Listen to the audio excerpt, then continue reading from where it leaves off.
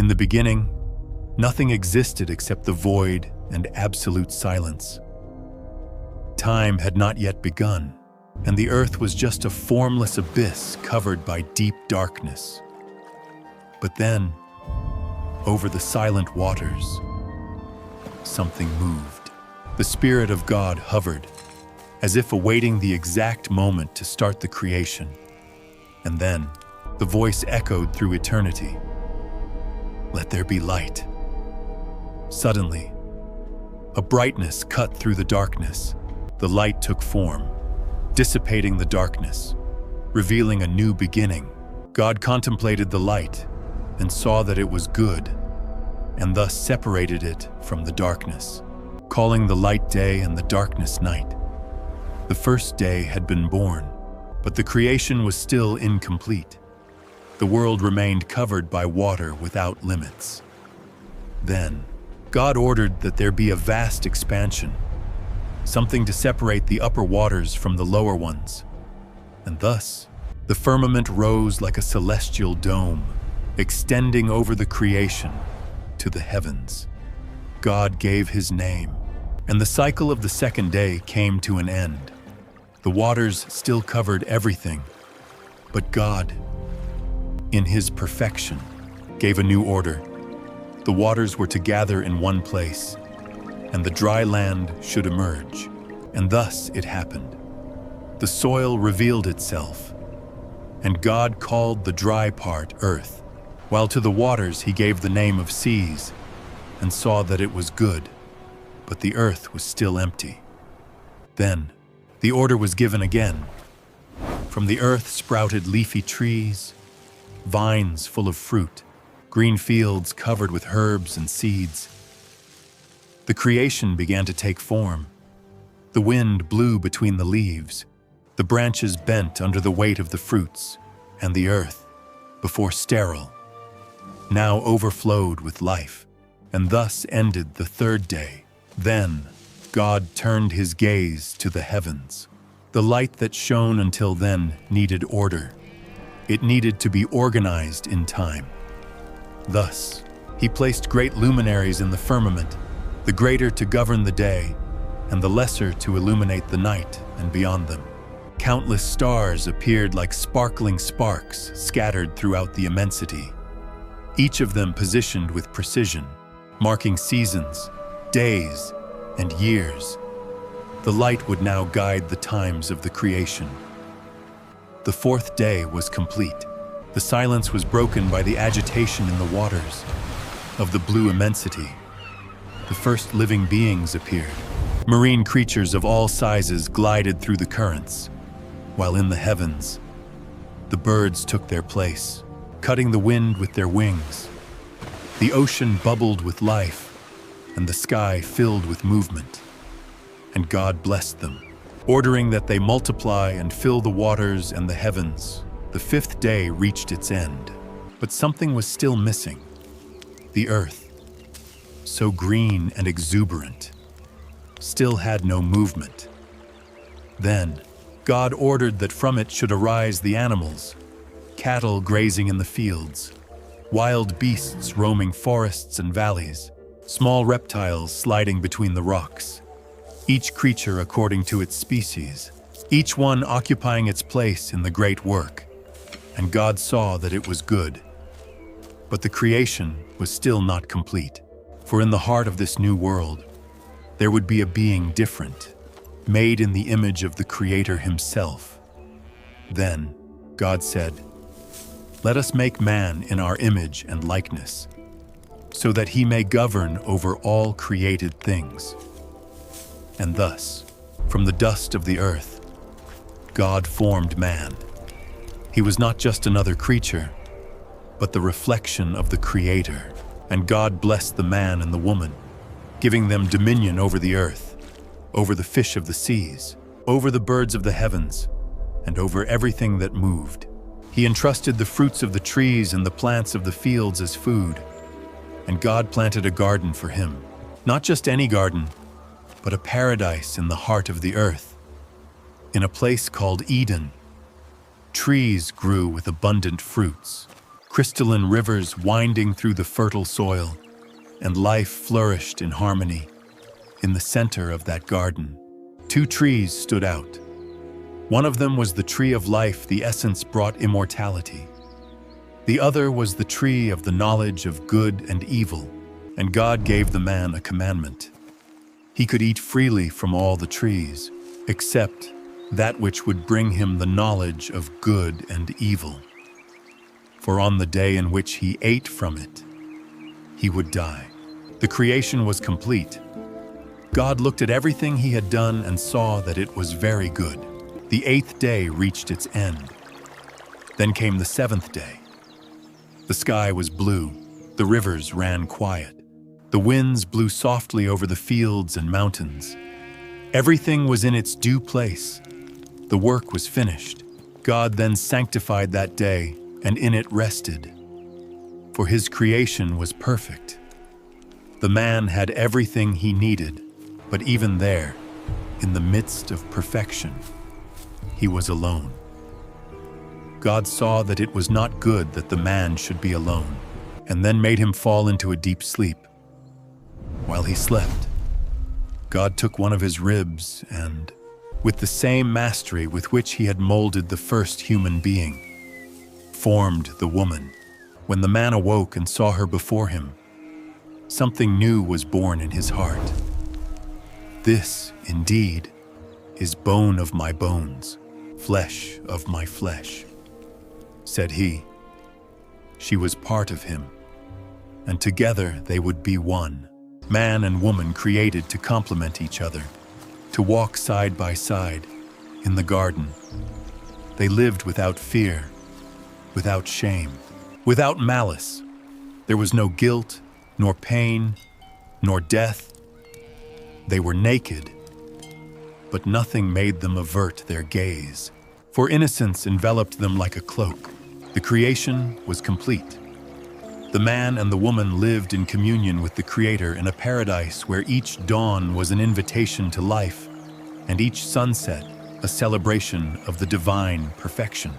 But the garden guarded secrets.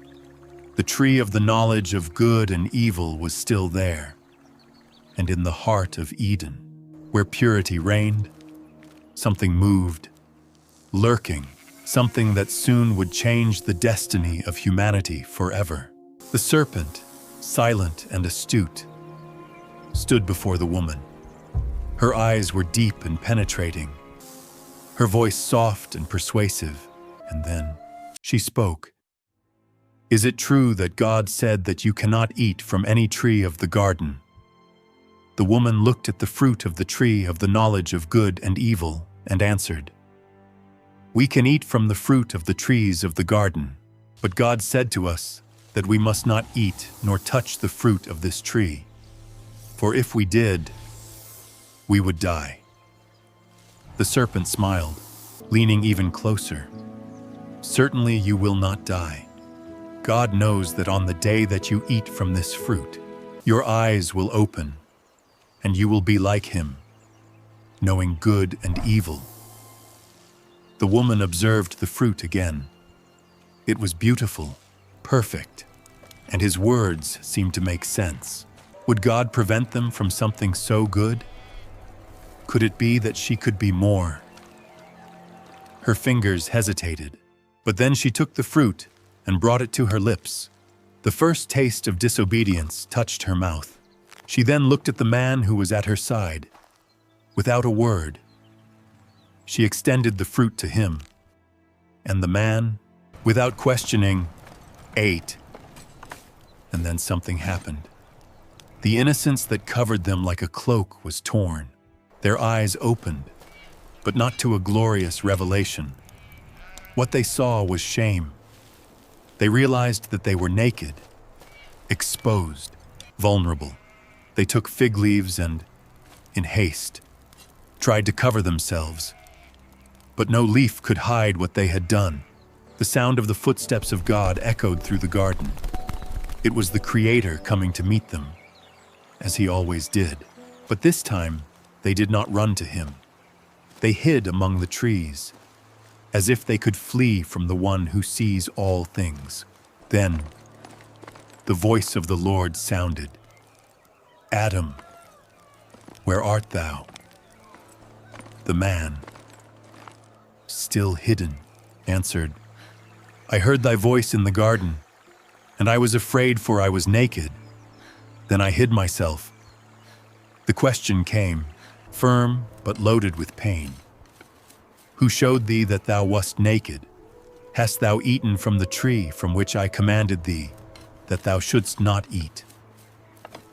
The silence stretched for a moment. Then the man spoke.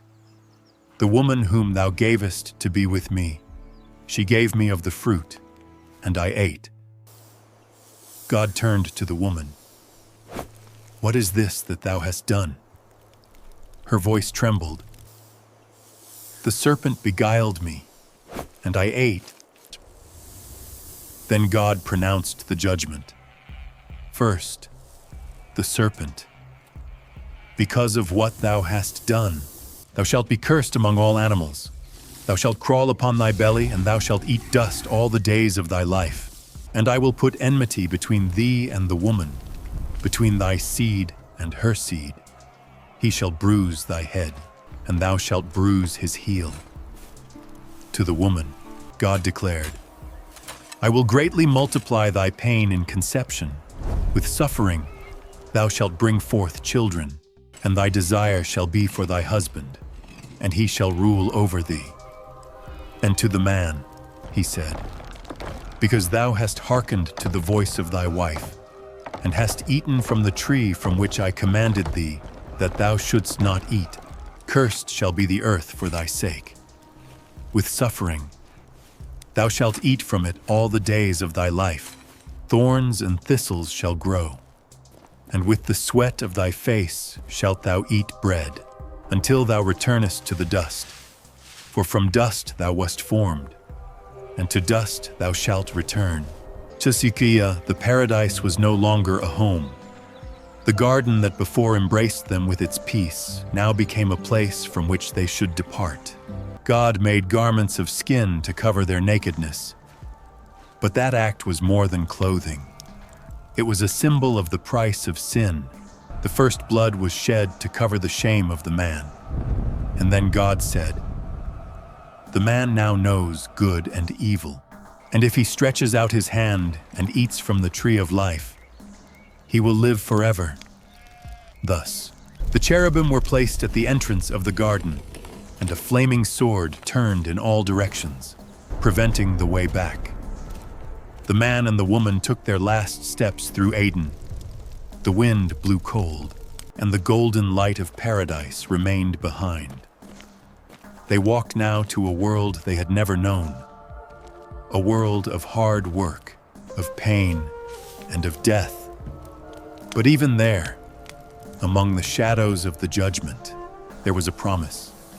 A descendant of the woman would bruise the head of the serpent one day, and hope, even if distant, began to shine in the midst of the darkness. Time passed, and Eve conceived a son. When she took him into her arms for the first time, her eyes shone with hope. "See, I have attained a man with the help of the Lord," said she. Thus was born Cain, the firstborn, the first fruit of fallen humanity. Later, Eve gave birth to another son whom she called Abel. Two brothers, two destinies intertwined, but treading distinct paths. Cain grew up and became a farmer. His days were marked by the plow cutting the earth, by the sweat running from his forehead, while he struggled against the earth hardened by the curse. His work was heavy but necessary, for from the soil came the sustenance. Abel, on the other hand, became a shepherd. His life was among the fields, surrounded by flocks that grew under his care. He knew the animals by name, felt the wind on the hills, and learned to see the goodness of God in the details of the creation. The time arrived to offer sacrifices to the Lord. Cain took from the fruit of the earth and brought his offering. Abel, in his turn, chose from the firstlings of his flock, offering to the Lord the best parts. The fire descended upon the altar of Abel. His offering was accepted. God was pleased with what he brought, for his heart was turned to the Creator. But Cain, his offering was not received. He observed silently while the smoke of the sacrifice of his brother rose to the heavens. But from his offering, nothing, no answer, no fire coming from on high. His face closed, his breath became heavy. The rejection burned inside him like a lit coal. Then God spoke to him. Why art thou angry? Why has thy countenance fallen? If thou doest well, shalt thou not be accepted? But if thou doest not well, sin lies at the door. It desires to dominate thee, but thou must overcome it. But Cain did not answer. His hands clenched, and in his heart something grew. Something dark, something that could not be extinguished so easily. Days later, Cain called Abel to the field. The brother followed without suspecting. They walked among the pastures as so many times before, but this time something was different. When Abel turned to him, it was too late. The blow came fast and fierce. The blood fell upon the dry earth. The first homicide of history had been committed, the innocent brother fallen without life, and Cain remained there gasping. The heart accelerated. The eyes widened before what he had done, but the earth did not stay silent. The blood of Abel cried from the ground. Then God spoke again. Cain, where is Abel thy brother? The voice of Cain came cold, indifferent.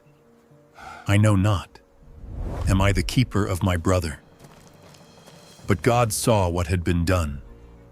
The ground soaked by the innocent blood testified against Cain. What hast thou done? The voice of the blood of thy brother cries to me from the earth. Now art thou cursed from the earth, which hath opened her mouth to receive the blood of thy brother, when thou tillest the ground. It shall not henceforth yield unto thee her strength. A fugitive and a wanderer shalt thou be in the earth. Handi, the punishment fell upon Cain. But instead of repentance came fear. My punishment is greater than I can bear. Behold, thou hast driven me this day from the face of the earth, and from thy face I shall be hid. A fugitive and a wanderer I shall be, and everyone that findeth me shall kill me. But God, even in the midst of the judgment, granted him protection, marked Cain with a sign so that no one would dare to kill him. Then he departed, exiled from the presence of the Lord, going to dwell in the land of Nod to the east of Eden. There Cain had children and built a city which he called Enoch, in honor of his firstborn son. His lineage grew, giving rise to men who mastered metals and music, but also to violence and pride. Meanwhile, Adam and Eve, devastated by the loss of Abel, saw hope reborn when Eve gave birth to another son. His name was Seth, and from his lineage, generation after generation, would be born a people that would invoke the name of the Lord. Time advanced like a river that never ceases to run. The Garden of Eden was already just a distant memory, and the world, now molded by the sweat and by the effort of men, followed its course. The soil carried the marks of the first crime. The heavens were already no longer witnesses of an untouched creation, and humanity multiplied upon the earth. Adam lived for many years after having left paradise. His eyes saw generations arise, children and grandchildren spreading themselves through the world, forming villages and cities. But among all, a name stood out: Seth, the son that God gave him after the tragedy of Abel. It was through him that the lineage of the promise kept itself alive. Time passed, and Seth begat Enosh. It was then that men began to invoke the name of the Lord. In the midst of the corruption and of the violence that began to spread, still there were those who sought the presence of the Creator. The years continued to add themselves like leaves falling to the wind, and generations were born and died, Canaan, Mahalalel. Jared, each one left his legacy, living for centuries and seeing their children grow before resting in the dust of the earth. But among them there was a man different. His name was Enoch, while the others only lived and died. He walked with God. His heart was not bound only to the things of this world. He sought something beyond, something eternal. Each step he took was a reflection of his communion with the Creator. The years passed and Enoch continued his journey of faith until one day he simply disappeared. He did not experience death. He did not see his days fade away like those of his ancestors. God took him to himself. He who walked with God was taken and nevermore was found among men. Time followed its relentless cycle. The lineage continued through Methuselah, who lived more than any other man upon the earth. His son Lamech also saw the weight of sin increase upon the world. But even in the midst of the growing corruption, a new hope was born when his son came to the world. Lamech looked at him and said, "This same shall comfort us concerning our work and toil of our hands, because of the ground which the Lord hath cursed," and thus gave him the name of Noah.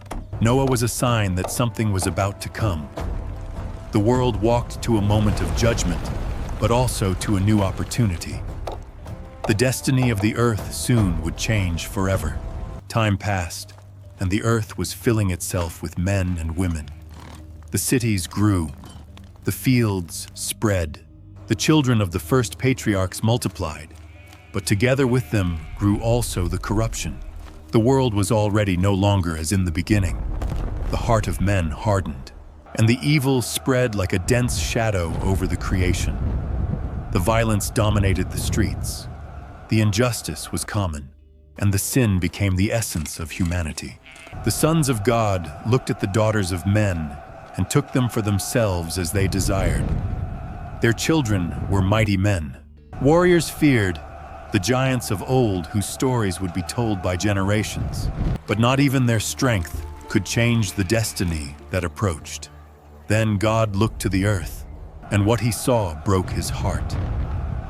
Every thought, every intention of men was continually evil. The sin had taken root in such a way that already there was no more hope. The violence reigned. The pride grew. And the world that one day had been called good now was plunged into the depravity. Then God pronounced his decision. "My spirit shall not always strive with man, for that he also is flesh. His days shall be 120 years. But the evil did not cease. The earth that should be a reflection of the glory of God was now stained by the sin. And then the voice of the Creator resounded one more time, this time bringing a judgment upon humanity. "I will destroy from the face of the earth the man whom I have created, both the man and the animals, the creeping things and the birds of the heavens, for it repenteth me that I have made them." The destiny of humanity was sealed. A great judgment was about to come. The earth would be washed, purified by the force of the creation itself. But in the midst of the corruption, in the midst of the chaos, there was a man different, Noah. While all followed their own paths, Noah walked with God. His life was a contrast with the world around him.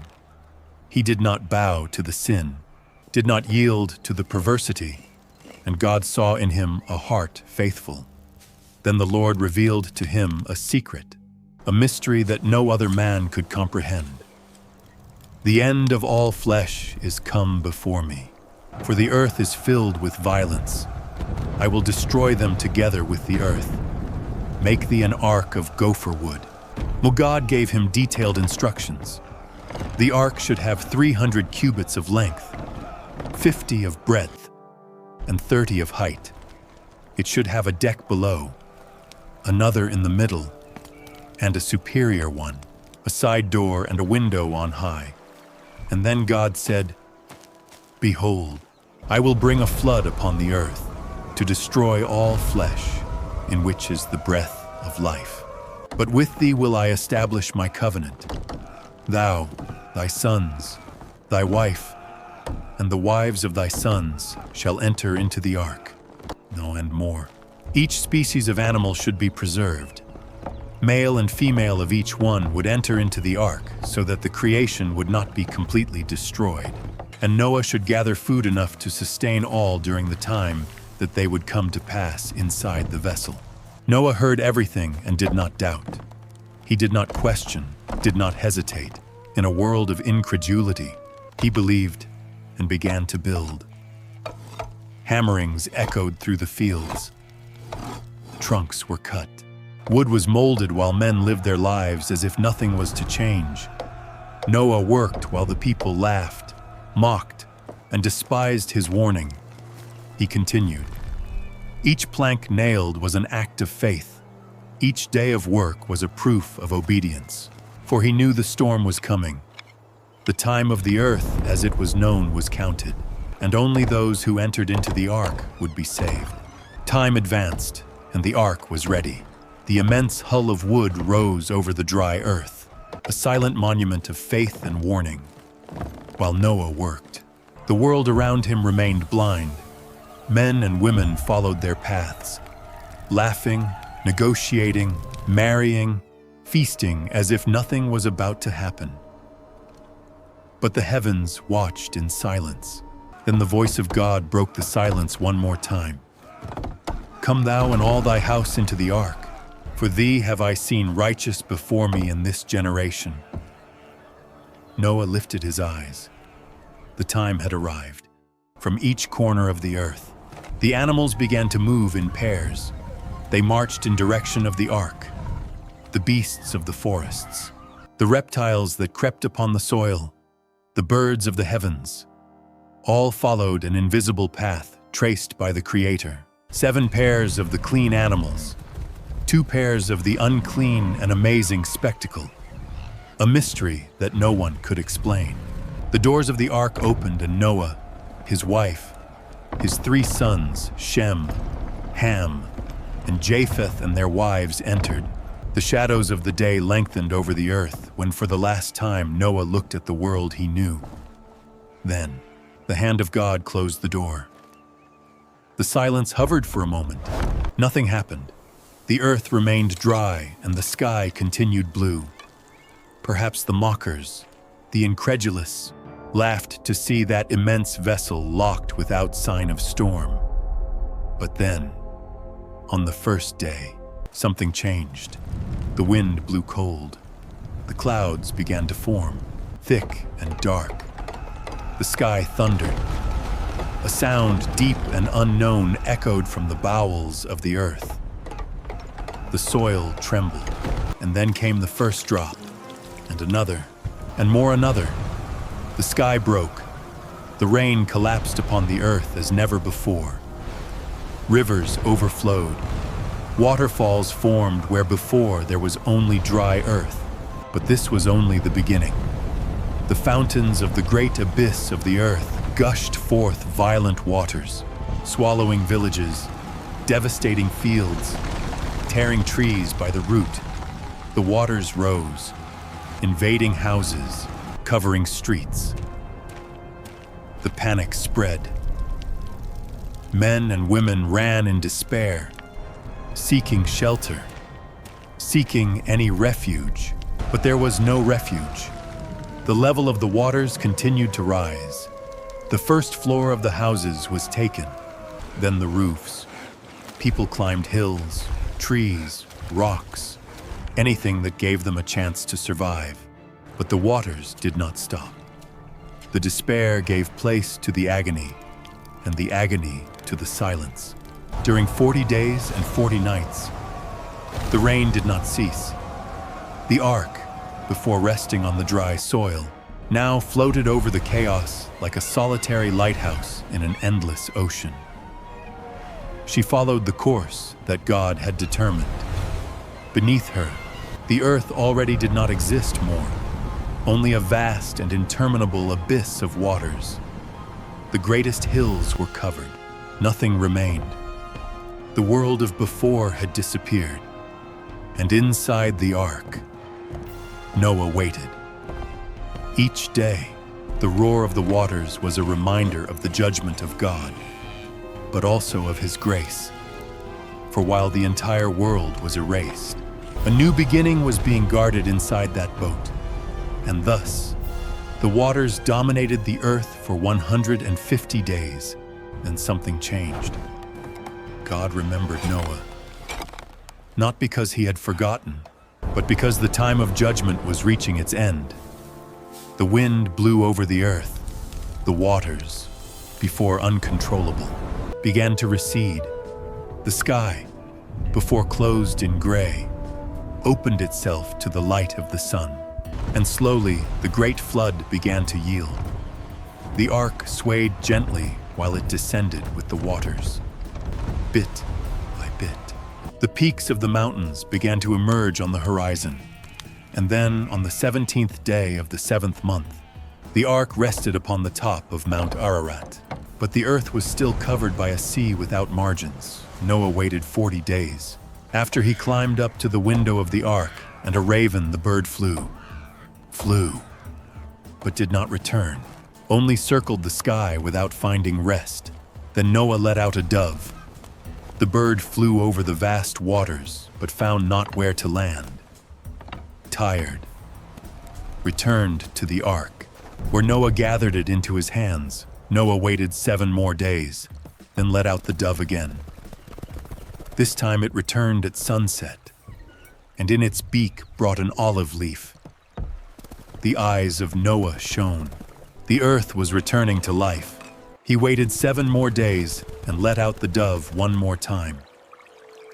This time it did not return. The waters had receded completely. The earth began to reveal itself, breathing after its long judgment. Then, on the first day of the first month of the year 601 of the life of Noah, he removed the covering of the ark. What he saw was a new world. Soil, still humid, extended as far as the sight reached. There were no cities, there were no monuments, only nature awakening. And then God spoke. Go forth of the ark, thou and thy wife and thy sons and the wives of thy sons. Bring forth also all the animals so that they may spread upon the earth. Bring forth and multiply. And Noah went out. His feet touched the firm soil for the first time after more than a year inside the ark. Behind him, the animals went out one after the other, running free, filling the earth again. But before anything, before building a shelter, before planting a field, Noah raised an altar. There upon the soil that had been purified, he took from each clean animal and offered a sacrifice to the Lord. The smoke rose to the heavens, and God felt the pleasant aroma of the worship. Then God spoke to Noah, giving him a blessing and an order. Be fruitful and multiply and replenish the earth. The same mission given to Adam was now entrusted to Noah and his sons. They were the bearers of the future, the responsible for populating the empty earth. But something had changed. The relationship between man and the creation was already not the same. Before, animals walked side by side with humans without fear, without distrust. Now, however, God declared that the fear and the dread would fall upon all creatures. For the first time, man received permission to eat meat. Until then, his nourishment came from the earth, from the fruits and from the plants. Now, the animals would be his sustenance, but there was a limit. The blood should not be consumed, for in it was the life, and the life belonged to God. And more, a law was given. The blood of man could not be shed without consequence. If someone took the life of another human being, he would pay with his own life. For man had been created in the image of God, and his life was sacred. Then God did something that never before he had done.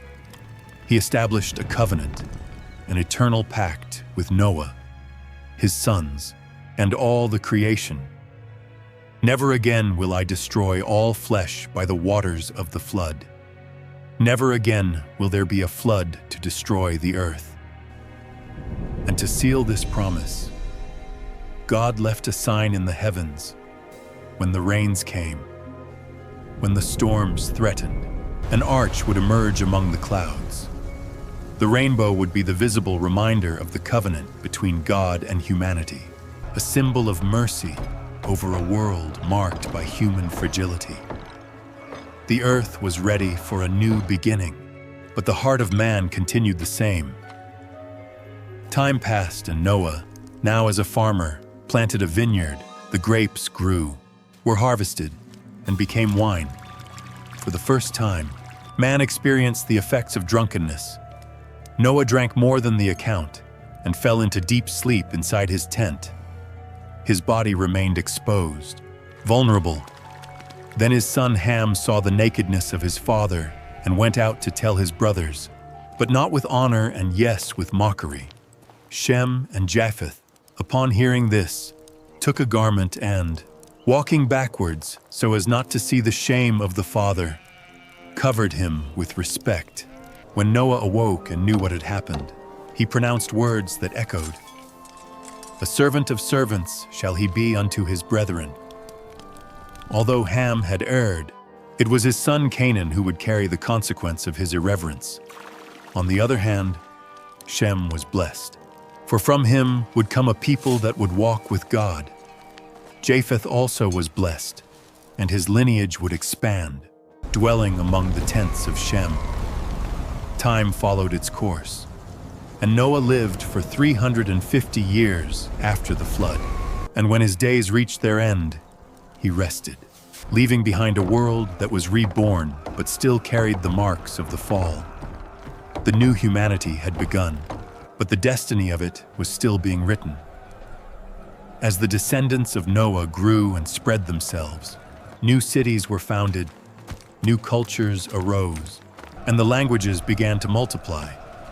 But among the nations, something began to change. The people already were not satisfied only in inhabiting the earth. Now they desired power, desired to build empires.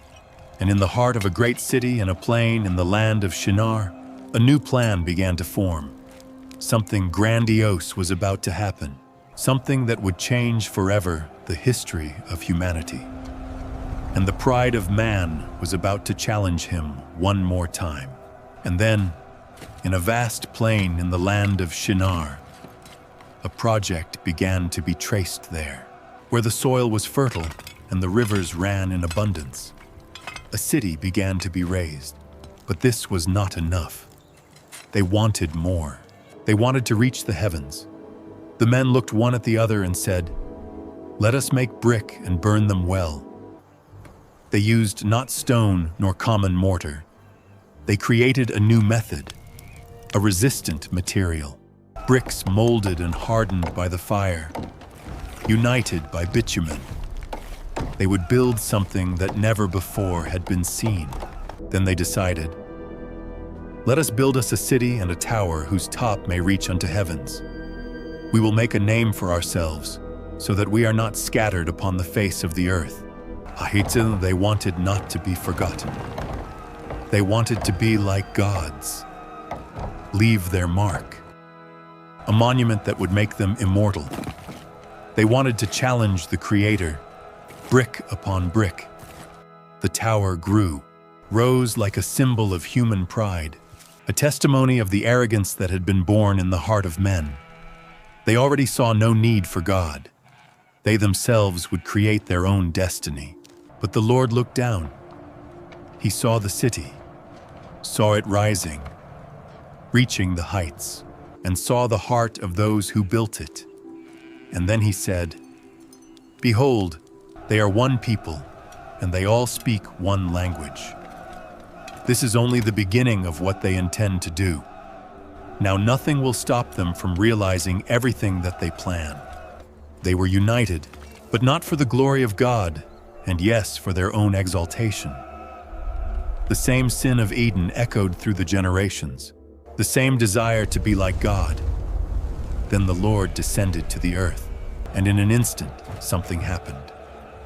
The workers of the tower began to speak, but already they understood not. One asked for bricks, and the other brought him clay. One called for the helper, and the helper ran to another side. The plans were lost. The communication was broken. What before was order became chaos. The confusion took over the people. Screams of frustration echoed through the streets of the unfinished city. The builders began to disperse, each one seeking those who spoke as he.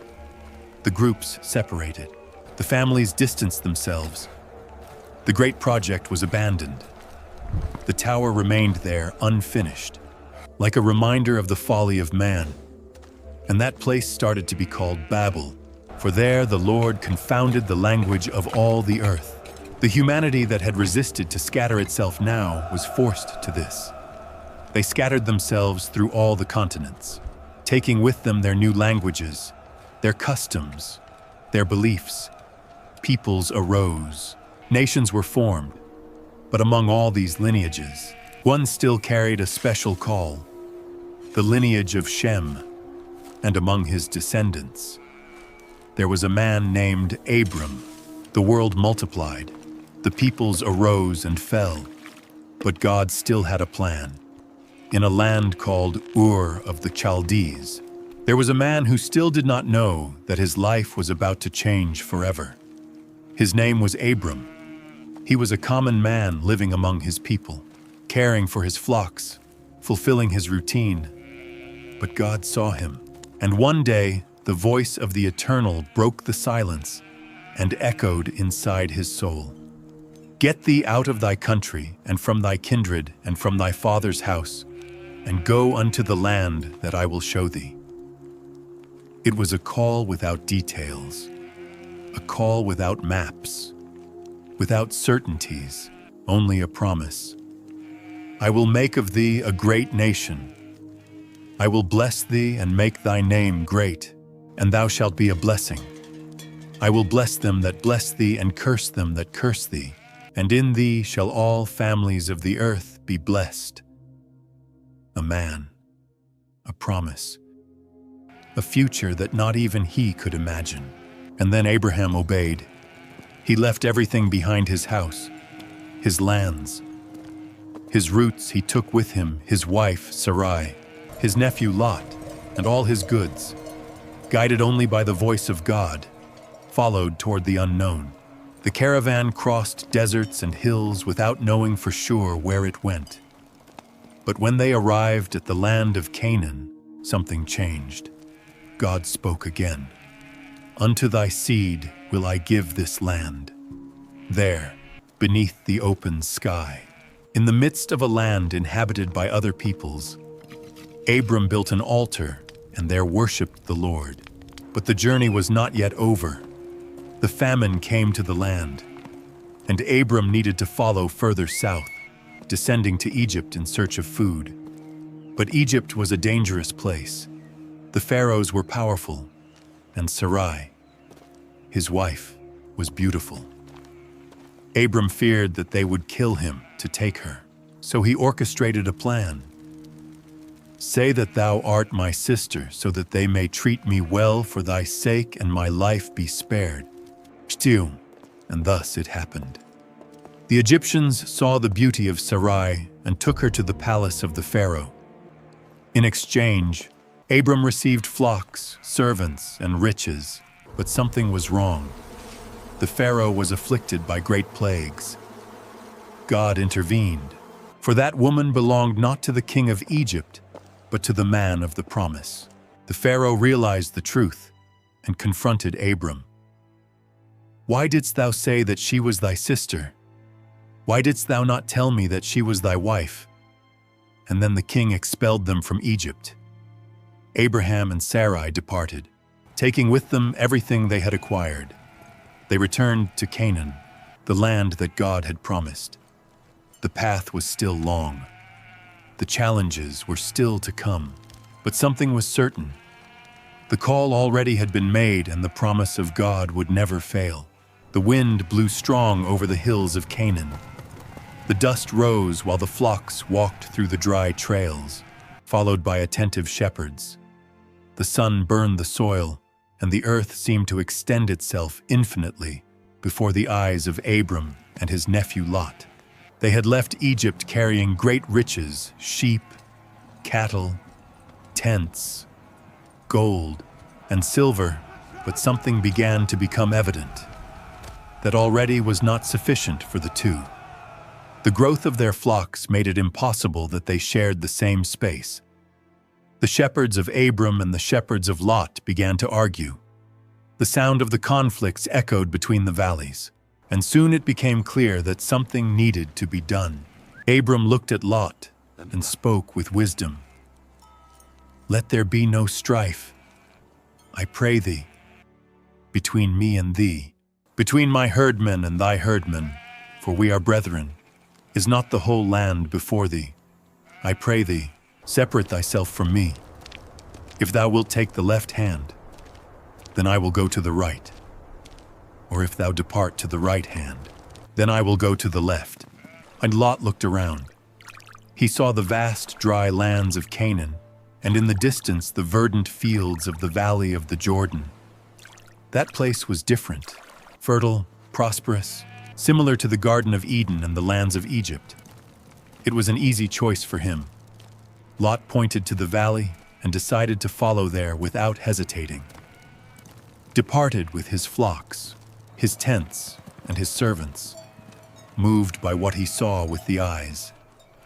But what seemed a paradise hid a danger, for in that fertile land were two cities known for their perversity, Sodom and Gomorrah, and thus Lot went in direction of the valley, and Abraham remained in the land of Canaan. The silence settled when Lot disappeared on the horizon. Abraham observed the land that now belonged to him. There were not the exuberant fields of the valley of the Jordan, nor the apparent wealth of Sodom, but there was something greater, the promise of God. And then God spoke again. "Lift up now thine eyes and look from the place where thou art, northward and southward and eastward and westward, for all this land which thou seest. To thee will I give it, and to thy seed forever. I will make thy seed as the dust of the earth. If any man can number the dust of the earth, then shall thy seed also be numbered." The promise was not only of lands, it was of an uncountable future, of a nation that one day would fill the world. "Arise, walk through the land in the length of it, and in the breadth of it, for I will give it unto thee." Then walked. His feet touched the promised land, step after step in obedience and faith. And there, near Hebron, he pitched his tent beneath the shadow of the oaks of Mamre. He built an altar to the Lord. The land was before him. The future was in his hands. But while Abraham raised an altar to the God Most High, Lot approached himself more and more to the doors of Sodom, where his choice would lead him to a destiny that he never could predict. The world was at war. The cities of the valley of the Jordan, rich and prosperous, were under the dominion of Chedorlaomer, king of Elam.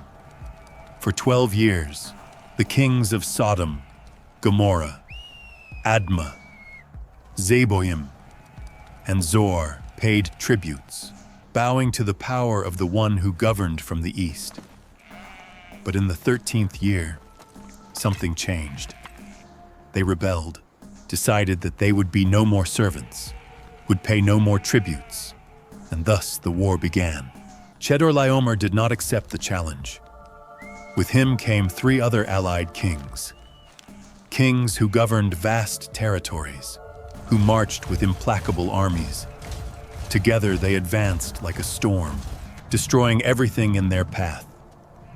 They defeated the Rephaims in Ashtaroth Karnaim, massacred the Zuzims in Ham, exterminated the Amims in Shaveh Kiriathaim. Nothing stood before them. When they arrived at the Amalekites and Amorites, they did the same, and then turned themselves to Sodom and Gomorrah. The forces of the valley gathered themselves to fight, but were weak before the army of Chedorlaomer. The kings of Sodom and Gomorrah fled, and the soldiers without leadership fell into disorder. Some tried to escape, but the valley was treacherous, filled with pits of bitumen. Many died there, sinking in the sticky soil, while others fled to the mountains. Sodom and Gomorrah fell. The enemy looted everything, stole the gold, the goods, the flocks, took captive the survivors. Among them was Lot, the nephew of Abraham. He who had chosen the valley of the Jordan for its prosperity, now marched as a prisoner, dragged far from everything he knew. But someone escaped. A man who saw the destruction, ran through the hills, fleeing without stopping, until reaching the tents of Abraham in the oaks of Mamre, and gasping, gave the news. Lot was taken. The heart of Abraham stirred. Lot had made his choice, had distanced himself, but still was his kin, and Abraham would not abandon him. Without armies, without allied kings, he gathered 318 men, trained servants born in his house. They were not warriors, they were not kings, but they were loyal. And with them Abraham departed to the war. The group traveled to Dan, following the trail of the invaders. And when the night fell, Abraham attacked, divided his men into groups, surrounding the enemy with tactic and precision. The kings who had defeated entire nations expected not to be hunted by a man and his servants. The camp was taken by surprise. The chaos spread. The darkness helped Abraham. The enemies fled disoriented, retreating more and more until being pursued beyond Damascus. When the combat ended, the victory was of Abraham. He recovered all the goods that had been looted, brought back the women, the children, the captives, and among them was Lot, free one more time. On the way back, Abraham was received by the king of Sodom, who had come to meet him in the valley of Shaveh. But before the king could speak, another man appeared, Melchizedek, the king of Salem.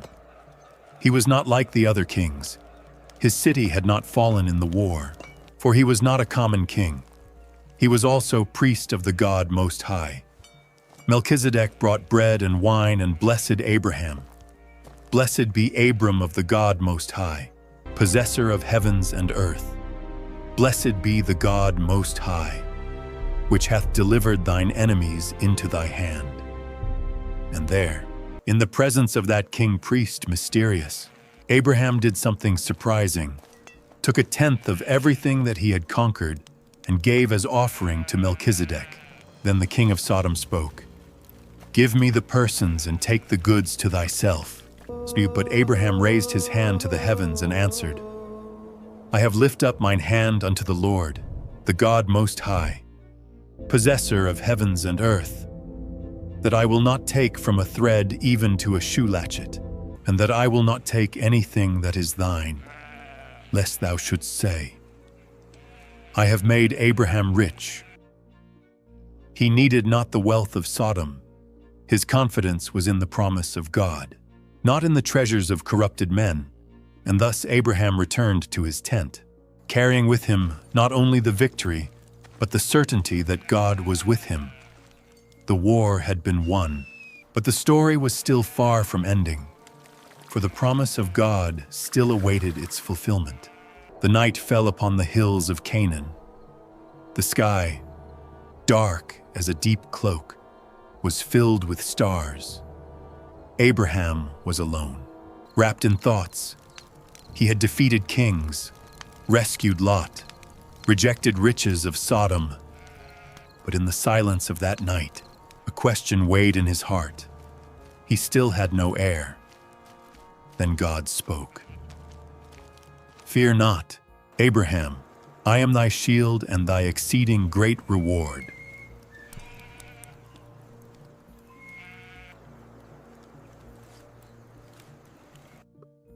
But Abraham could not ignore the reality. His gaze turned to the sky, and his words echoed in the air. "Lord God, "What wilt thou give me, seeing I go childless? And the steward of my house is Eliezer, a servant born in it." The promise of a great seed still had not been fulfilled. The years passed, and the hope of a son seemed to dissolve like dust to the wind. Then God answered, "This shall not be thine heir, but he that shall come forth out of thine own bowels shall be thine heir." And God called Abraham to outside of his tent. "Look now toward heaven and tell the stars, if thou be able to number them." When Abraham lifted his eyes, the stars shone countless, spreading themselves as far as the sight reached. Each one was a reflection of the promise of God. "So shall thy seed be." And there, beneath the light of the stars, Abraham believed. In that moment, his faith was counted as justice, for he not only heard, he believed, but God stopped not there. He had something still more profound to reveal. "I am the Lord that brought thee out of Ur of the Chaldees, to give thee this land to inherit it." Abraham looked around. The land extended itself before him, but still was inhabited by other peoples. And then he asked, "Lord God, whereby shall I know that I shall inherit it?" God answered in an unexpected way. He asked for a sacrifice.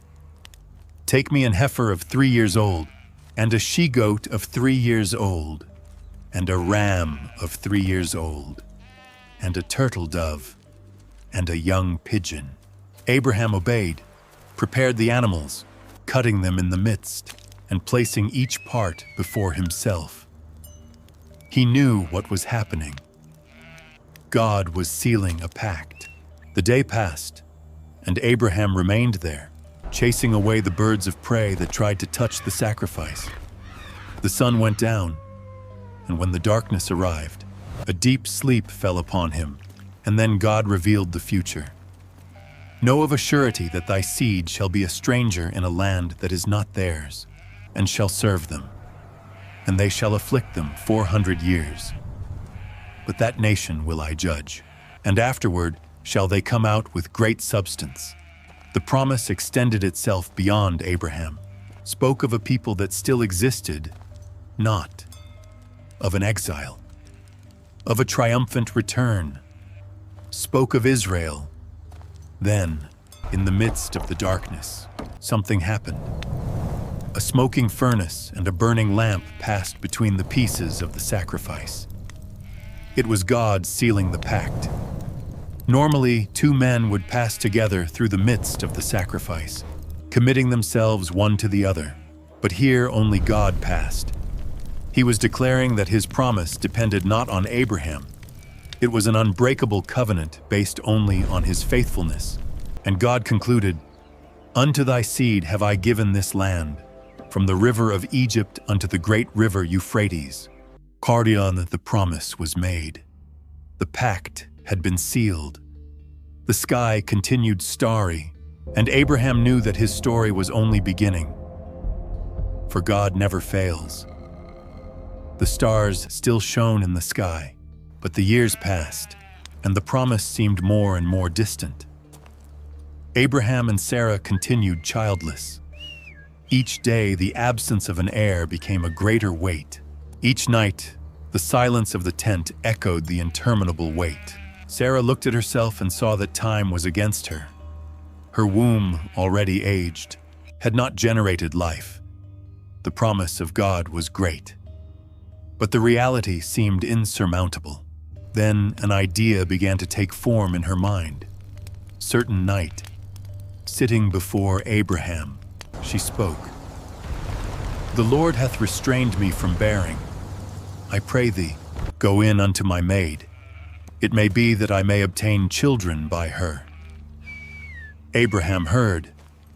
The desire for an heir burned inside him, and Sarah was offering him a solution. Perhaps this was the way for God to fulfill his promise, and then he accepted. Hagar, the Egyptian maid of Sarah, was given to Abraham as concubine, and in a little time she conceived. But what seemed the answer to the problem became a new conflict. When Hagar realized she was pregnant, her look to Sarah changed. The respect that before she had for the mistress became contempt. Sarah, furious, went to Abraham. "My wrong be upon thee. I have given my maid into thy bosom. And when she saw that she had conceived, I was despised in her eyes. The Lord judge between me and thee." Abraham sighed. He wanted not conflict. Then said, "Thy maid is in thy hand. Do to her as it pleaseth thee." Shah and Sarah did. Humbled Hagar, imposing heavy burdens. The environment became unbearable, and the maid, now pregnant, fled to the desert. Hagar walked alone beneath the scorching sun. The desert was a place of silence and of despair. But there, at the edge of a fountain of water on the way to Shur, the angel of the Lord appeared to her. "Hagar, maid of Sarah, whence camest thou, and whither wilt thou go?" She lowered her face, her voice weak from exhaustion.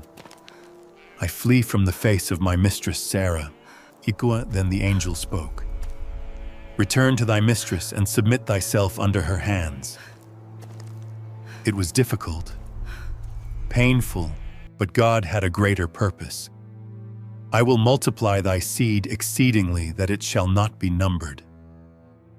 Hagar lifted her eyes, and then heard something that would echo for generations.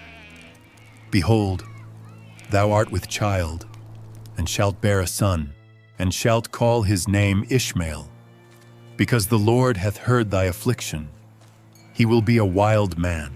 His hand will be against every man, and every man's hand against him, and he shall dwell in the presence of all his brethren."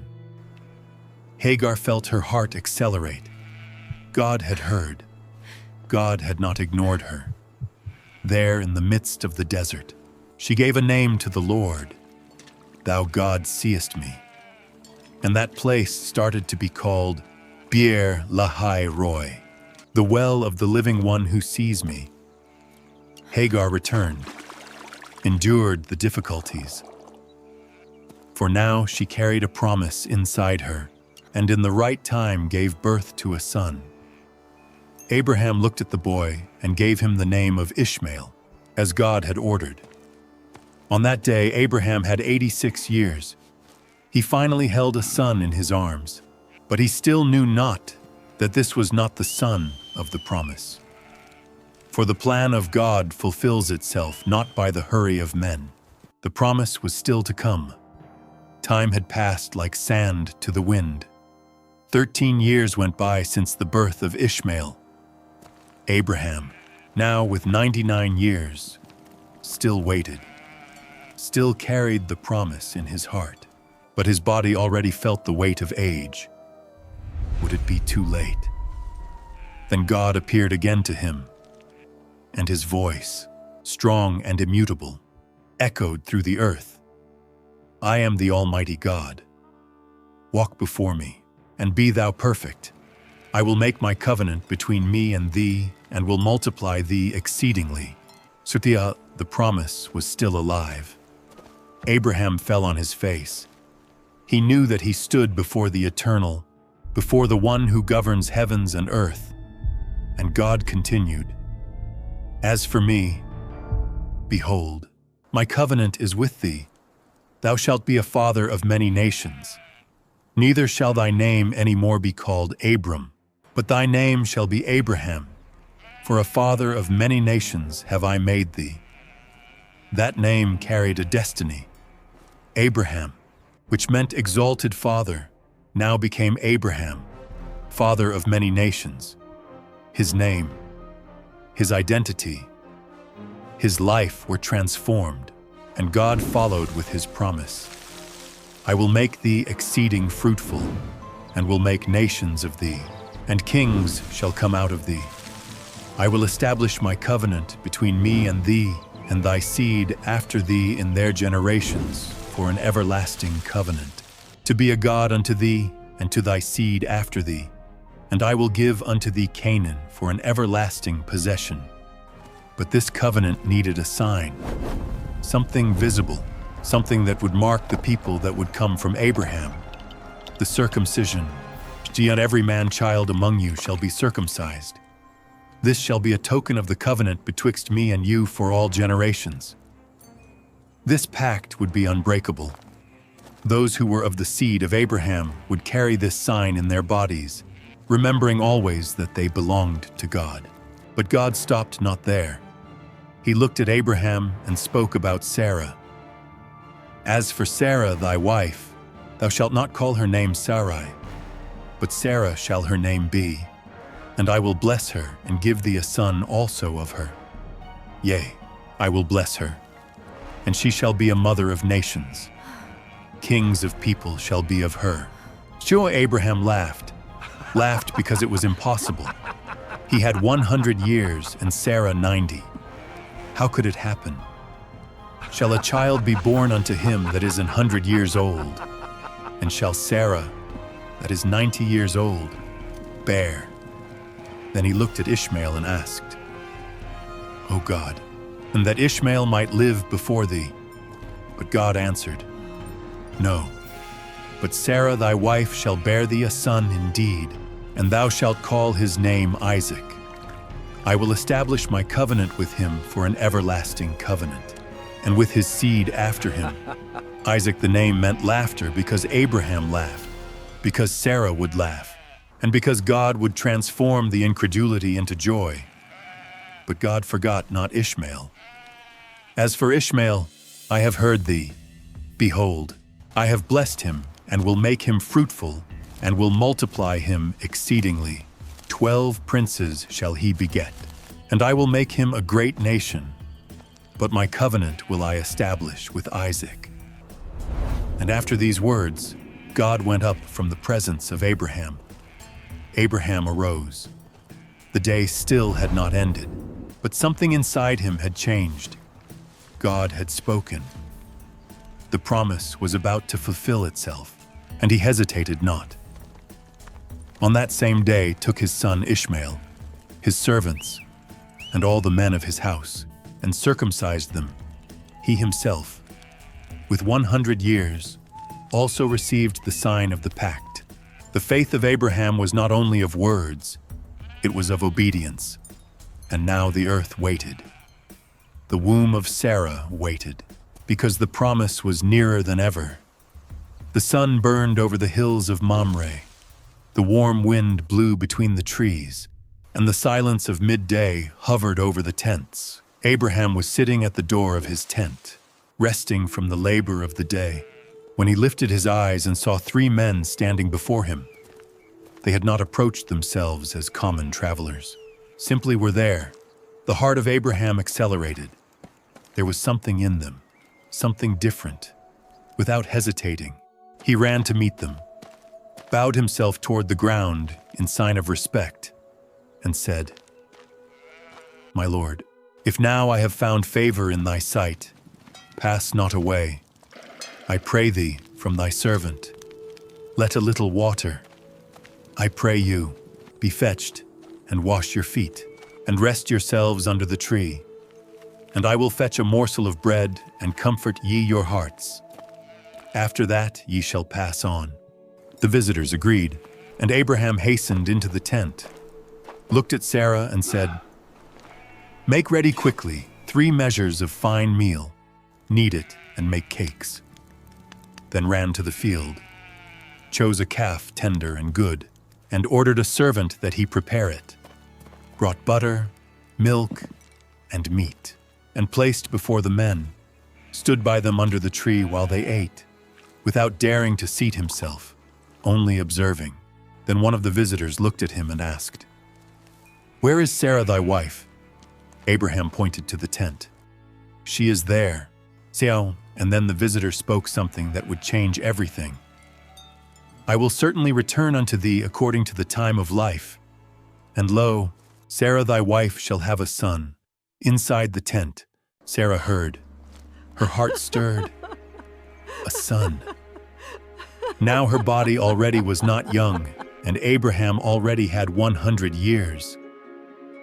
She laughed, not a loud laugh, but a silent laugh, of those that escape when something seems too impossible to be taken seriously. But then the visitor spoke again. Wherefore did Sarah laugh? Is anything too hard for the Lord? Sarah froze. He knew. She tried to justify herself with trembling voice. I laughed not. But he answered, Nay, but thou didst laugh. There were no more arguments. That was not a common visitor. It was the Lord himself. The men arose and looked to the horizon. The eyes of God were turned to Sodom. Abraham walked at his side, feeling that something solemn was about to be revealed. The Lord then spoke unto himself, Shall I hide from Abraham that thing which I do, seeing that he shall surely become a great nation, and all the nations of the earth shall be blessed in him? And then he revealed his plan. Because the cry of Sodom and Gomorrah is great, and because their sin is very grievous, I will go down now and see whether they have done altogether according to the cry of it. The two angels went to Sodom, but Abraham remained before the Lord. His heart weighed. Lot was there. Then, with fear and boldness, Abraham spoke, Wilt thou also destroy the righteous with the wicked? Peradventure there be 50 righteous within the city. Wilt thou also destroy and not spare the place for the 50 righteous that are therein? And the Lord answered, If I find in Sodom 50 righteous within the city, then I will spare all the place for their sakes. Stitzim. Abraham breathed deep and tried one more time. And peradventure there shall lack 5 of the 50 righteous. Wilt thou destroy all the city for lack of 5? If I find there 40 and 5, I will not destroy it. And if there are 40, I will not destroy it. And if there are 30, I will not destroy it. And 20, I will not destroy it. Abraham swallowed hard. He knew that he was challenging something grandiose, but there was a precious life in Sodom, Lot. Lord, let not the Lord be angry, and I will speak yet, but this once. Peradventure 10 shall be found there. And the Lord answered, I will not destroy it for 10's sake. Then the Lord went his way, and Abraham remained there alone, looking to the horizon. The city slept tranquil on that night, without knowing that its destiny was sealed. The night fell upon Sodom. The sky, dark, covered the city like a silent cloak. But what was about to happen? 2 angels arrived at the gates. Their features were human, their garments common, but their look carried something indescribable. They were not common travelers, and came with a purpose. Lot was sitting at the entrance of the city. He saw them, and in his heart felt a strange weight. He knew that they needed protection. Arose, hastened, and received them with a reverence, bowing for strangers. My lords, turn in, I pray you, into your servant's house, and tarry all night, and wash your feet, and ye shall rise up early and go on your ways. But the angels refused. Nay, but we will abide in the street all night. Lot froze. He knew the city, knew what happened when the darkness took the streets, insisted, and finally the angels accepted, entered into his house, sat down, and Lot prepared to eat. At the door, Lot, where are the men which came in to thee this night? Bring them out unto us, that we may know them. Indeed, Lot felt the heart accelerate. They wanted not hospitality. Went out, hastened, closing the door behind him. The sweat ran down his forehead. He tried to negotiate. I pray you, brethren, do not so wickedly. But the crowd laughed. He still tried to argue. Stand back. This one fellow came in to sojourn, and he will needs be a judge. Now will we deal worse with thee than with them. They advanced. The hands stretched themselves to grab him. Before they reached him, the angels pulled Lot into the house and closed the door, and then something happened.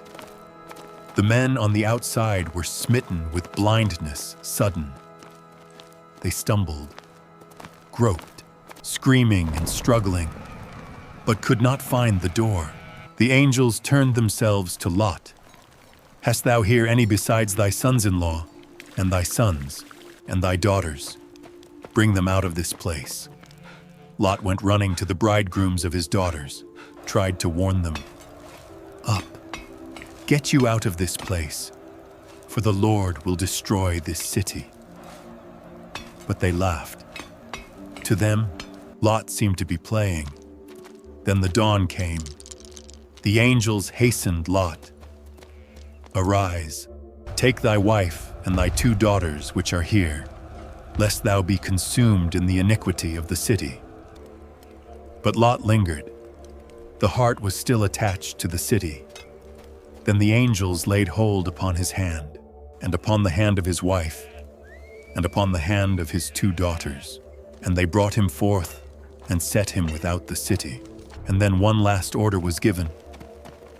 Escape for thy life. Look not behind thee, neither stay thou in all the plain. Escape to the mountain, lest thou be consumed. But Lot feared that he would not manage to reach until the mountains, asked permission to take refuge in a small city called Zor, and God permitted. When Lot and his family entered into Zor, the sun already had risen upon the earth, and then God acted. The sky darkened, a rumbling echoed, and from high, fire and brimstone began to fall. The city, its houses, its palaces, its wealth was consumed by the flames. The ground trembled, the constructions crumbled, screams echoed before being silenced by the divine judgment. The fire burned not only Sodom but also Gomorrah and all the cities around. Nothing remained. The earth, before fertile, became a desert of ashes. But in the midst of the escape, someone stopped. The wife of Lot. Her heart was still in Sodom, her goods, her house, her life, everything was there, and she looked back, and in the same instant was transformed into a pillar of salt. The judgment of God was definitive. On that morning, Abraham arose and went to the place where he had spoken with God. From there looked to the valley and saw a column of smoke, rose to the sky like the smoke of a furnace. Sodom and Gomorrah existed not more, but in the midst of all the destruction, God remembered Abraham, and for love to him saved Lot. Lot, with fear of remaining in Zor, fled to the mountains. There he hid himself in a cave together with his daughters. The world they knew had disappeared for them. All humanity had been exterminated. And then they made a plan terrible, convinced themselves that they needed to preserve the seed of the father. On that night, they gave wine to Lot until he knew not more what he did, and the eldest daughter lay with him. On the next night, they repeated the act, and the youngest daughter also lay with him, and thus both conceived children. The son of the firstborn was called Moab, from whom came the Moabites. The son of the youngest was called Ben-Ami, from whom came the Ammonites. Sodom was destroyed, but the heart of man continued corrupted. What God had done was not only a punishment, but a warning. The earth can be prosperous. Men can aggrandize themselves. But when the sin overflows, the judgment is inevitable. The warm wind blew over the plains of the south. The tents of Abraham were dismantled one more time. He departed from where he was and walked to the territory of Gerar, a land governed by Abimelech, king of the Philistines. There was a fear in his heart. He knew the world and knew how the kings acted. The rulers of the foreign lands took for themselves what they desired without hesitation. and Sarah was still beautiful, even with her 90 years. Then he took a decision. When they arrived at Gerar, Abraham said to everyone, "She is my sister." And thus Abimelech took her to himself. Sarah was taken to the palace. One more time, Abraham saw himself before an error that he had committed before in Egypt. He had tried to protect himself with a human means, but now placed in risk the promise of God. But God would not permit that his promise was compromised. On that night, Abimelech had a dream, and in the dream God spoke.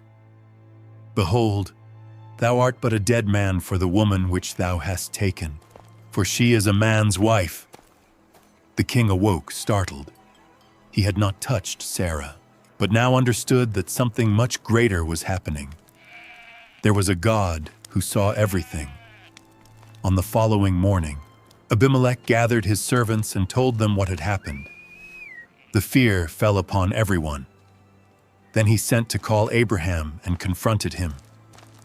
"What hast thou done unto us?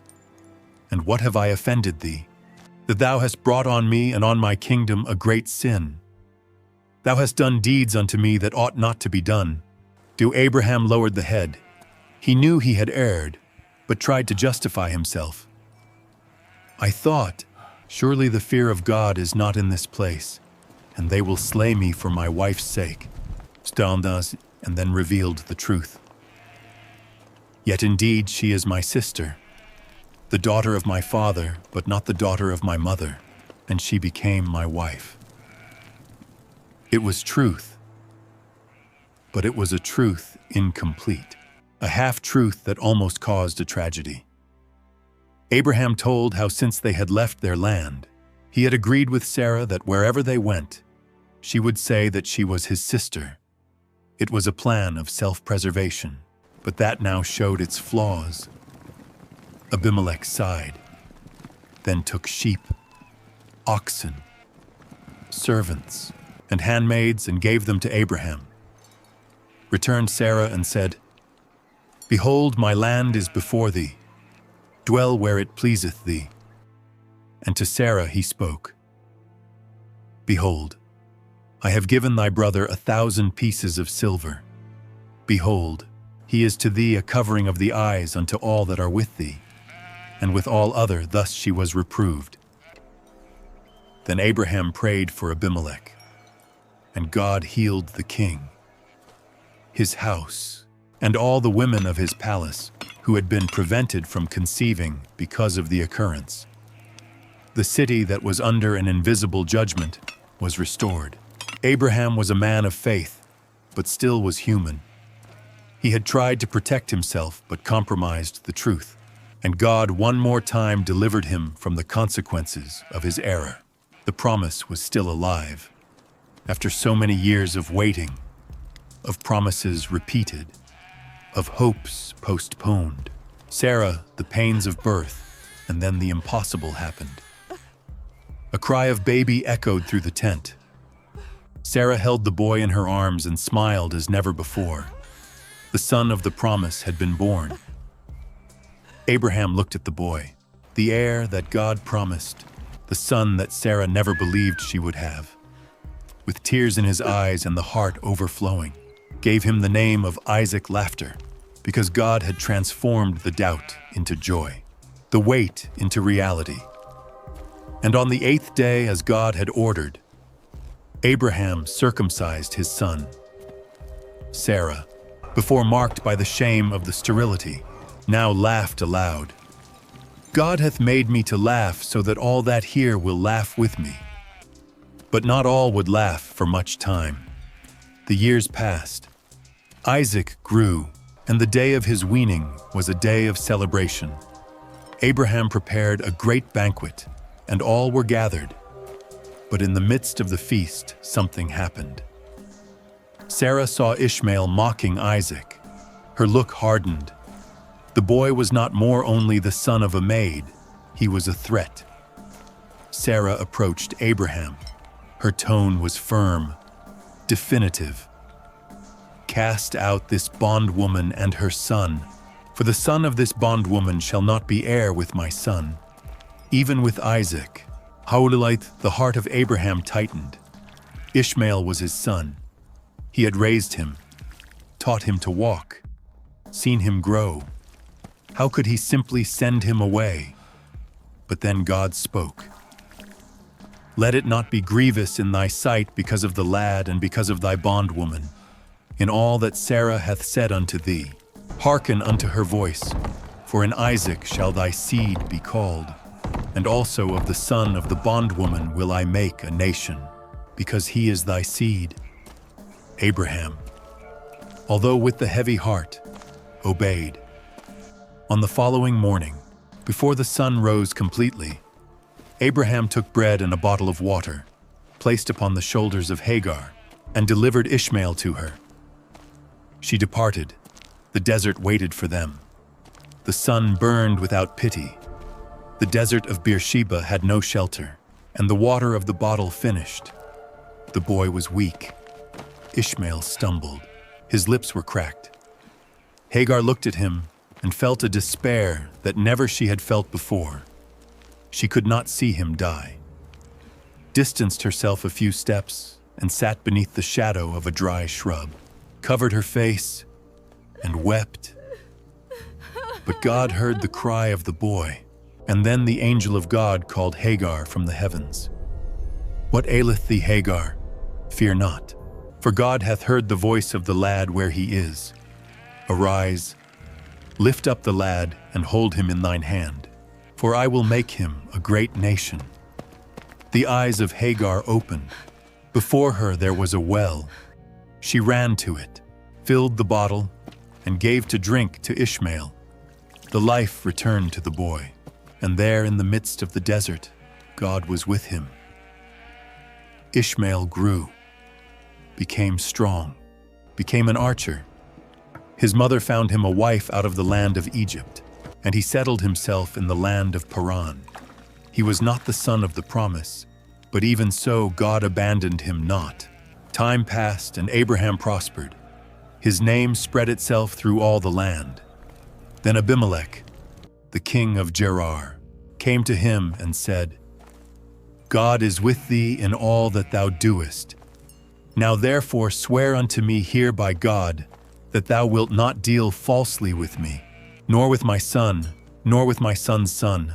Swear that we will be loyal one to the other. Abraham agreed, but before firming the pact, complained of a well that his servants had digged, and that the men of Abimelech had taken by force. The king, surprised, answered, I wot not who hath done this thing. Neither didst thou tell me, neither yet heard I of it.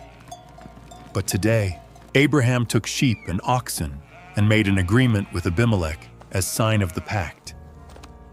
Separated 7 ewe lambs and gave them to the king so that it was proven that that well belonged to him, and that place was called Beersheba, which means well of the oath. There Abraham planted a grove and invoked the name of the Lord, the eternal God. And for many years he dwelt as a stranger in the land of the Philistines. But the journey had not yet ended, for soon God would make the greatest test of all. The heart of Abraham would be tested as never before. Then God called him, Abraham. And he answered, Here I am. Then the words that came following were like an invisible blow. Take now thy son, thine only son whom thou lovest, Isaac, and get thee into the land of Moriah, and offer him there for a burnt offering upon one of the mountains which I will tell thee of. The son of the promise, the boy by whom he had waited for years, now should be delivered on the altar of the sacrifice. Abraham questioned not, argued not. His heart ached, but he knew God was faithful. On the following morning, arose very early, cleft the wood for the burnt offering, took with him Isaac and 2 servants, and began the walk toward the unknown. The path was silent. The sun rose. The wind blew, but Abraham said nothing. For 3 days they walked. Then when they were already near, Abraham lifted his eyes and saw from the distance the mountain where the sacrifice should happen. Abraham looked at the servants and said, "Abide ye here with the ass, and I and the lad will go yonder and worship, and come again to you." Okay. He said not that he would descend alone. He said that they would return, even without knowing how. Abraham still believed in the promise, then took the wood of the burnt offering and laid it upon Isaac his son. He himself carried the fire and the knife, and they went both of them together. The silence weighed. Only the sound of the footsteps on the dry earth broke the monotony of the moment. Then Isaac spoke. "My father." Abraham looked at him. "Here I am, my son." "Behold the fire and the wood, but where is the lamb for a burnt offering?" Abraham breathed deep, then with faith answered, "God will provide himself a lamb for a burnt offering. My son, Chutu." And they continued climbing. When they arrived at the top of the mountain, Abraham built an altar. He arranged the wood. The fire was ready. The knife shone in the sun. And then he turned himself to Isaac. The boy resisted and fled not. He trusted in the Father. The Father trusted in God. Abraham bound Isaac and laid him on the altar upon the wood. The heart of Abraham beat strong. His hand held the knife. The blow was inevitable, then raised the blade. The air became heavy. Time seemed to stop. And when he was about to descend, the knife upon the sun, a voice echoed from the heavens. "Abraham, Abraham." He stopped immediately. "Here I am." And then God said, "Lay not thine hand upon the lad, neither do thou anything unto him, for now I know that thou fearest God, seeing thou hast not withheld thy son, thine only son, from me." Abraham fell to his knees. Tears ran down his face, and then he heard a sound, a ram caught in a thicket by his horns. There was the sacrifice provided by God. Abraham took the ram and offered it in the stead of Isaac, and gave to the mountain the name of Jehovah Jireh, the Lord will provide. When the sacrifice was consummated, the angel of the Lord spoke one more time. "By myself have I sworn, saith the Lord, for because thou hast done this thing, and hast not withheld thy son, thine only son, that in blessing I will bless thee, and in multiplying I will multiply thy seed as the stars of the heaven and as the sand which is upon the seashore. And thy seed shall possess the gate of his enemies, and in thy seed shall all the nations of the earth be blessed, because thou hast obeyed my voice." The promise was sealed. Abraham descended from the mountain with Isaac. The son of the promise was alive. And there on the top of Moriah, God had shown a glimpse of the future, for one day on a mountain not far from there, another son promised would carry a wood upon his shoulders. But this time the lamb would not be substituted. The wind blew softly through the hills of Hebron. The trees swayed beneath the setting sun, casting long shadows over the earth. But inside the tent of Abraham, the silence was deep. Sarah had died. The woman who had walked side by side with Abraham for so many decades, who had waited with him for the promise, who had laughed when seeing Isaac born, now was immobile. Abraham stood by her looking at her face for the last time. He wept not like those who have no hope, but the pain was real. The love that he had for Sarah was eternal, but her life on earth had reached its end. Then he wept. But the mourning soon gave place to a practical problem. Where to bury Sarah? Abraham was a stranger in that land. He had lived there for years, but possessed nothing officially, and now needed a piece of land where he could bury his wife. He arose, wiped his face, and went unto the children of Heth. the Hittites who inhabited the region. Abraham arrived unto the men of the city and spoke with humility. I am a stranger and a sojourner with you. Give me a possession of a burying place with you, that I may bury my dead out of my sight. The Hittites respected Abraham.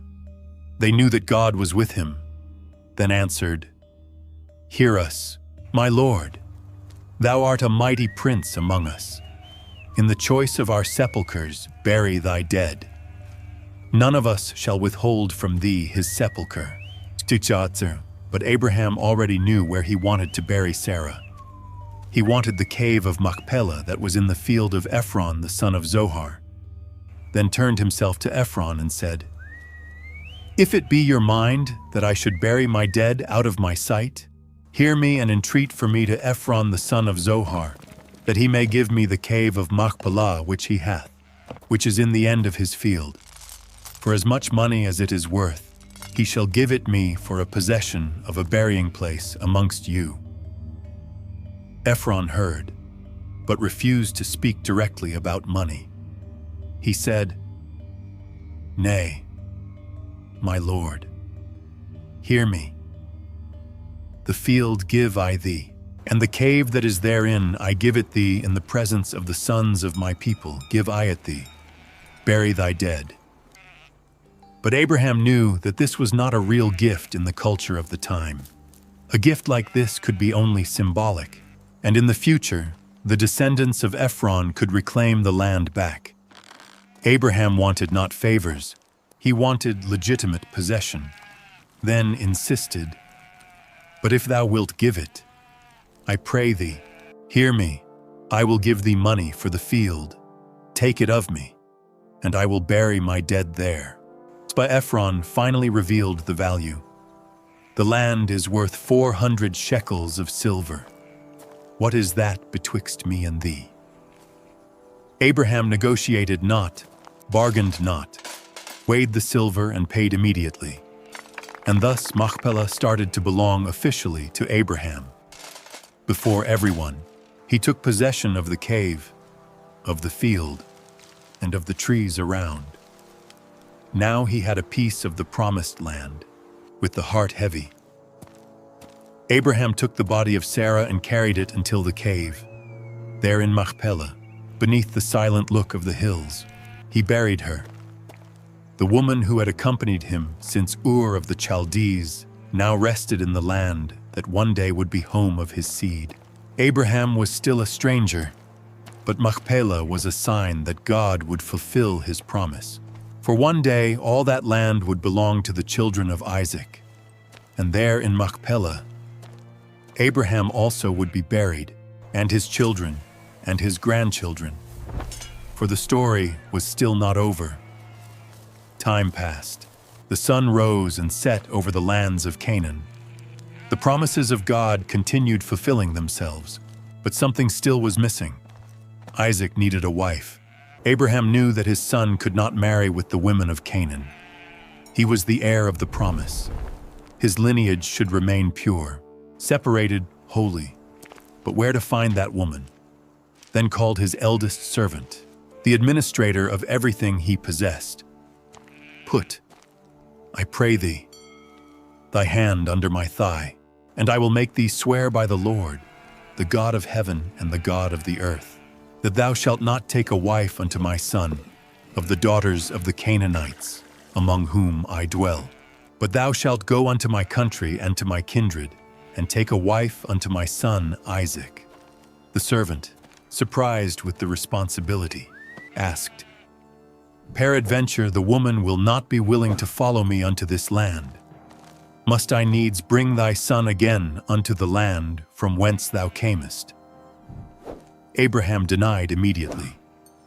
Beware thou that thou bring not my son thither again.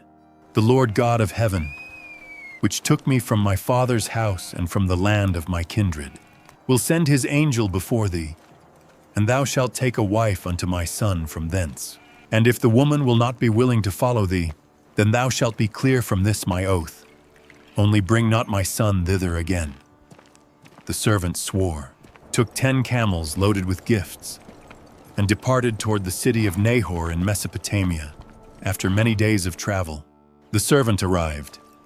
The sun began to set, dyeing the sky with golden tones. Before him there was a well. It was the hour in which the women went out to seek water. The servant dismounted from the camels and prayed, "O Lord God of my master Abraham, I pray thee, send me good speed this day, and show kindness unto my master Abraham. Behold, I stand here by the well of water, and the daughters of the men of the city come out to draw water. And let it come to pass that the damsel to whom I shall say, Let down thy pitcher, I pray thee, that I may drink. And she shall say, Drink, and I will give thy camels drink also. Hatu, let the same be she that thou hast appointed for thy servant Isaac. And thereby shall I know that thou hast showed kindness unto my master." He even finished praying, and a young woman appeared. Her name was Rebekah. She carried a pitcher on the shoulder. Her steps were light, her presence graceful, and she was of the family of Abraham, granddaughter of Nahor. The servant observed her while she descended to the well and filled her pitcher. His heart accelerated, approached himself and said, "Let me, I pray thee, drink a little water of thy pitcher." And then, without hesitating, Rebekah smiled and answered, "Drink, my lord," and hasted and let down her pitcher upon her hand and gave him drink. But then, without that he needed to ask, she looked at the camels and said, "I will draw water for thy camels also until they have done drinking." Chaktu, she ran to the well and began to draw water, climbed and descended, filled the pitcher, and poured into the trough. Repeating the gesture how many times were necessary, the servant stayed observing, amazed. 10 camels drank until satiating the thirst. Each one could consume until about 100 liters of water. This meant that Rebekah had drawn almost 1,000 liters. She was hardworking. She was generous. She was the answer of the prayer. The servant took a golden earring and 2 bracelets valuable and gave to Rebekah. "Whose daughter art thou? Tell me, I pray thee, is there room in thy father's house for us to lodge in?" And she answered, "I am the daughter of Bethuel, the son of Milcah, which she bare unto Nahor. And yes, there is enough straw and provender for the camels, and also room for thee to lodge in." The servant fell on his knees. "Blessed be the Lord God of my master Abraham, who hath not left destitute my master of his mercy and his truth. I being in the way, the Lord led me to the house of my master's brethren." Yitzhak Rebekah ran to the house and told everything to her mother and to her brother Laban. When Laban saw the gifts and heard the words of her, went quickly to meet the servant and invited him to enter. The servant was received in the house of Bethuel, sat down to the table, but he refused to eat before telling his mission. Then related everything how Abraham sent him, how he prayed by the well, and how Rebekah was the answer of God. All stayed in silence. Then Bethuel and Laban said, "The thing proceedeth from the Lord. We cannot speak unto thee bad or good. Behold, Rebekah is before thee. Take her and go, and let her be thy master's son's wife, as the Lord hath spoken." Shtai, the servant, bowed himself to the ground, thanking God. On the following morning, he prepared himself to depart with Rebekah, but her mother and her brother asked that she stayed 10 more days. But the servant insisted, "Hinder me not, seeing the Lord hath prospered my way. Send me away that I may go to my master." Then they decided to ask Rebekah, "Wilt thou go with this man?" She hesitated not. "I will go." Then Rebekah said goodbye to her family. Her mother and her brother blessed her, saying, Thou art our sister. Be thou the mother of thousands of millions, and let thy seed possess the gate of those which hate them. The journey back began. Rebekah departed mounted on a camel, accompanied by her maids. Meanwhile, Isaac was in the field at sunset. He lifted his eyes and saw the caravan approaching. Rebekah also lifted his eyes, and when she saw him, dismounted quickly from the camel. "What man is this that walketh in the field to meet us?" asked to the servant. "It is my master." She took the veil and covered herself. The servant told to Isaac everything that had happened. And then Isaac took Rebekah to the tent of his mother Sarah, and he took her to wife. And in that moment, Isaac found comfort after the death of his mother, for there was born a new promise, a new story. And the love that began by the well would become the beginning of a great. The time passed, and Abraham aged. The hair, now white as the snow, testified the years lived in the presence of God. He had walked through deserts, defeated kings, waited for the promise, and seen his son Isaac grow. But the story had not yet ended. Even after the death of Sarah, Abraham stayed not alone, took a new wife, Keturah, and with her had sons Zimran, Jokshan, Medan, Midian, Ishbak, and Shuah. The descendants of these sons spread themselves through the earth, becoming princes of distant nations. Among them was Midian, whose lineage later would give origin to the Midianites, a people that would cross the paths of Israel in the future. But Abraham knew that the promise belonged to Isaac, then gave everything he possessed to Isaac. To the sons of Keturah gave gifts and sent them far away to the east, ensuring that the heritage of the covenant was not divided. And thus, with 175 years, Abraham felt his body yield to the weight of the years. His journey was reaching its end. In the calm of his tent, he breathed for the last time and was gathered to his ancestors. Isaac and Ishmael met again, two brothers, children of the same father whom life had separated, but now were together to bury him. With reverence, they carried his body until the cave of Machpelah by the side of Sarah, and thus the father of faith rested. But his story ended not there. After the death of Abraham, Ishmael followed his own path. God had promised that from him would arise a great nation, and thus happened. The sons of Ishmael were 12 princes, each one becoming leader of a people. Their descendants inhabited from Havilah unto Shur, that is, before Egypt. As thou goest toward Assyria, they became a strong people, nomadic, living in tents in the desert.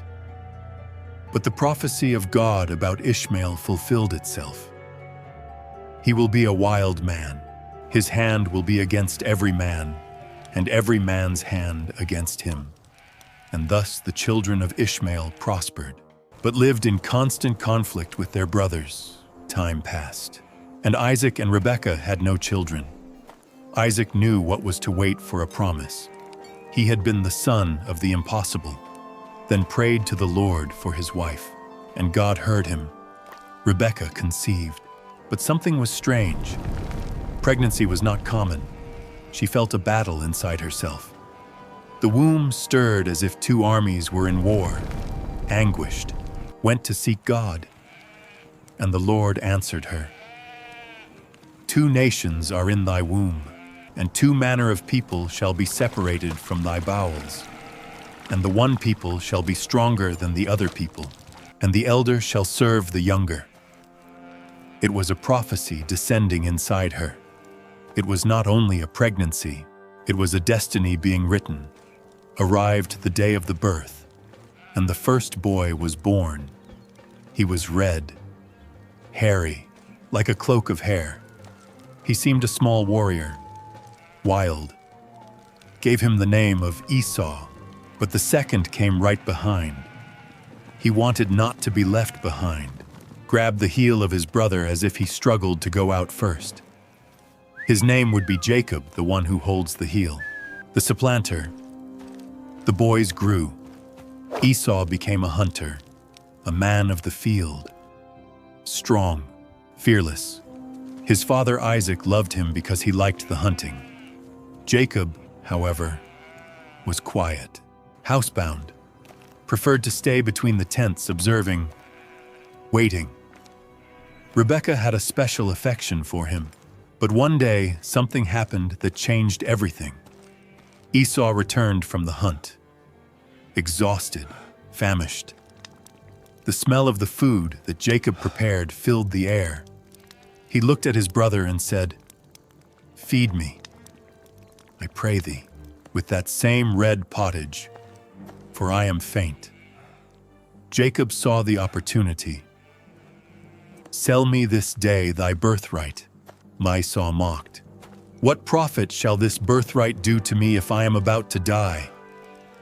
Swear to me this day." Esau, without thinking of the consequences, swore. In that moment, he traded the blessing of being the firstborn for a plate of food. He despised that which God had reserved for him. Jacob gave him bread and pottage of lentils. Esau ate and went away without realizing that his destiny was being sealed, for that which God had said to Rebekah began to fulfill itself. The elder began to serve the younger, and the dispute between two brothers would become the fight between two nations. Time passed, and a great famine fell upon the land. The plantations withered, the pastures dried, and the animals suffered with the scarcity. Isaac looked at Canaan and saw that there was no way to remain there. His father Abraham faced a famine like that before and descended to Egypt. Perhaps this was the only way. Then he departed in direction of the south, toward Gerar, land of the Philistines, where governed Abimelech. But before that he could go beyond. God appeared to him. "Go not down into Egypt. Dwell in the land which I shall tell thee of. Sojourn in this land, and I will be with thee, and will bless thee. For unto thee and unto thy seed I will give all these countries, confirming the oath which I swear unto Abraham thy father." Isaac heard the promise that before was of his father, now was his. Isaac stayed in Gerar, but something worried him. Rebekah was beautiful. He feared that the men of the place would kill him to take her. Then did as his father had done before him, and said that she was his sister. The days passed, but the lie would not last forever. One day Abimelech looked through the window of the palace and saw Isaac sporting with Rebekah. In that instant knew that she was not his sister, and yes, his wife. The king sent to call him. "What is this that thou hast done unto us? One of the people might lightly have lien with thy wife, and thou shouldest have brought guiltiness upon us." Isaac, ashamed, admitted his fear. Then Abimelech decreed protection upon him and his wife. "He that toucheth this man or his wife shall surely be put to death." Even in times of drought, God was with Isaac. He planted in the dry land of Gerar, and in that same year reaped 100 times more than what he sowed. His flocks grew. His servants multiplied. He prospered so much that became more powerful than the Philistines themselves. And then came the envy. The Philistines began to stop the wells that Abraham had digged in the past. Each fountain of water that Isaac had was closed with earth and stones, until one day Abimelech said, "Go from us, for thou art much mightier than we." Isaac fought not. He departed, but gave not up. Isaac went out of Gerar and began to dig wells to find water. He reopened one of the wells that his father had digged and found water there. But the shepherds of Gerar came and took the well by force. Isaac called it Esek, which means contention, then digged another well. And again the Philistines came and fought for it, called it Sitnah, which means enmity. But Isaac gave not up, digged a third well, and this time no one came to take it. He smiled and called that place Rehoboth, which means roomy place. Now the Lord hath made room for us, and we shall be fruitful in the land. Shatitim. And from there he went up to Beersheba. On that night God appeared to Isaac. I am the God of Abraham thy father. Fear not, for I am with thee and will bless thee. Then Abimelech came to him with his friends, and Isaac said, Wherefore come ye to me, seeing ye hate me and have sent me away from you? But Abimelech answered, We saw certainly that the Lord was with thee, and we said, Let there be now an oath betwixt us, even betwixt us and thee, and let us make a covenant with thee, that thou wilt do us no hurt, as we have not touched thee, and as we have done unto thee nothing but good. Isaac held not grudges, made a banquet for them, ate together, sealed the peace. On the following morning, the servants of Isaac arrived with good news. We have found water. He called that well Sheba, and the city around that well started to be called Beersheba, well of the oath, while Isaac prospered. His son Esau made his own choices. He took for himself 2 wives among the Canaanite women. They were Hittites, of an idolatrous people. And this brought great bitterness to the heart of Isaac and Rebekah, for Esau understood not the weight of the promise. He let himself be guided by the sight, by the desire, by the flesh. But the God of Abraham and Isaac already had a plan for the future, and the destiny of Jacob was still being written. Time passed. Isaac aged. His eyes were dim, his voice slower, and his strength already was not the same. The patriarch knew that his days were, and then decided that it was time to give the blessing of the birthright, called his elder son Esau and said, My son, here am I. Behold, now I am old, I know not the day of my death. Now therefore take, I pray thee, thy weapons, thy quiver and thy bow, and go out to the land, and take me some venison, and make me savory meat, such as I love, and bring it to me that I may eat, that my soul may bless thee before I die. Esau hesitated not, took his weapons and ran to the field, but someone listened to everything from the other side of the tent. Rebekah. Her heart accelerated. She knew that Isaac loved Esau, but God already had said that the elder would serve the younger. Jacob should receive the blessing. She could not permit that Esau took it. Rebekah ran to Jacob. I heard thy father speak unto Esau thy brother, saying, Bring me venison that I may eat, and bless thee before the Lord, before my death. Now therefore, my son, obey my voice according to that which I command thee.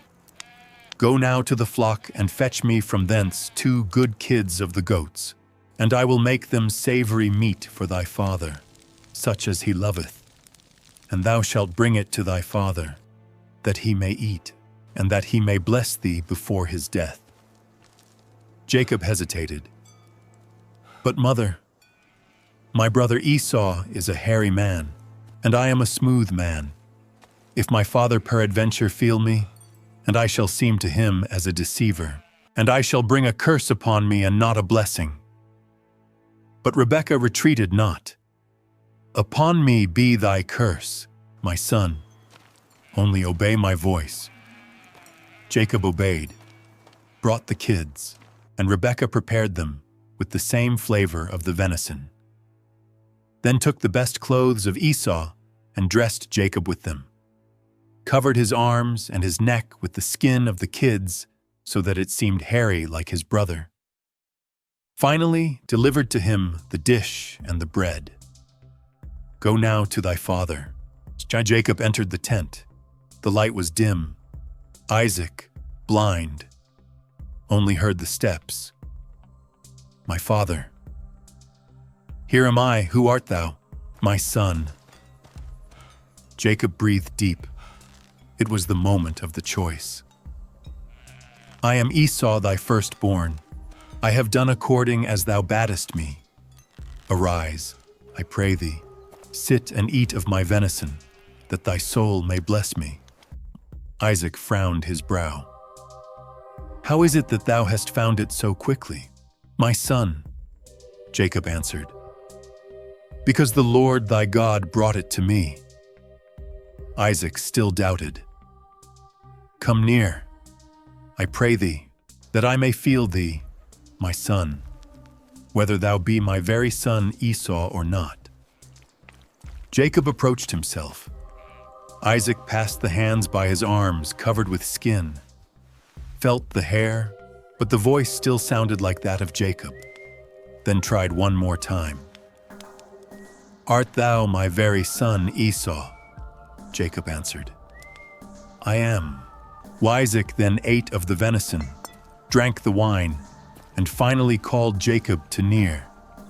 The son leaned himself, and Isaac felt the smell of his clothes. The aroma of the clothes of Esau convinced him, and then he blessed him. See, the smell of my son is as the smell of a field which the Lord hath blessed. Therefore God give thee of the dew of heaven and the fatness of the earth, and plenty of corn and wine. Let people serve thee, and nations bow down to thee. Be Lord over thy brethren, and let thy mother's sons bow down to thee.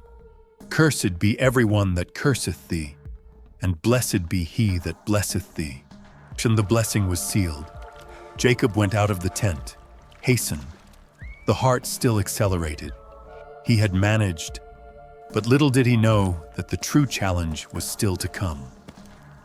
Little later, Esau returned, brought the venison, prepared, the heart full of expectation.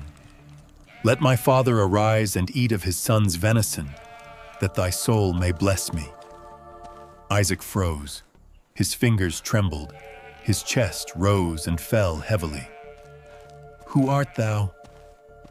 Esau, without understanding, answered, I am thy son, thy firstborn Esau, Shekitah. Then Isaac trembled. His entire body shook with an anguish that never he had felt before. Who? Where is he that hath taken venison and brought it me? And I have eaten of all before thou camest, and have blessed him. Yea, and he shall be blessed. Esau cried of pain. Bless me, even me also, O my father. But Isaac knew. The blessing had been given. Esau wept bitterly. Hast thou not reserved a blessing for me? Then Isaac said, Behold, thy dwelling shall be the fatness of the earth and of the dew of heaven from above. And by thy sword shalt thou live and shalt serve thy brother. And it shall come to pass, when thou shalt have the dominion, that thou shalt break his yoke from off thy neck. Esau went out of the tent, but his heart calmed not. The hatred grew inside him. The days of mourning for my father are at hand. Then will I slay my brother Jacob. When Rebekah heard the words of Esau, she ran to Jacob. Thy brother Esau doth comfort himself touching thee, as intending to kill thee. Now therefore, my son, obey my voice. Arise, flee thou to Laban my brother to Haran, and tarry with him until thy brother's fury turn away. Jacob had no choice. The son who had received the blessing now needed to flee to save his life. Before departing, Isaac called him one more time, not by mistake but by choice. Thou shalt not take a wife of the daughters of Canaan. Arise, go to Paddan Aram to the house of Bethuel thy mother's father, and take thee a wife from thence of the daughters of Laban thy mother's brother. And God Almighty bless thee, and make thee fruitful, and multiply thee, that thou mayest be a multitude of people. And then Jacob departed. The heir of the promise now was a fugitive. But in the midst of the road, God would find him. For the plan of the Lord never fails. The dust of the desert rose with each step. Jacob was alone. He had departed not as a proud heir, but as a fugitive. The brother wanted to kill him. The mother who protected him so much stayed behind. The father whom he deceived sent him far away. Now his only company was the silence of the journey. He followed to Haran, to the house of his uncle Laban. But the road was long, and the fear whispered in his ears. The sun began to set.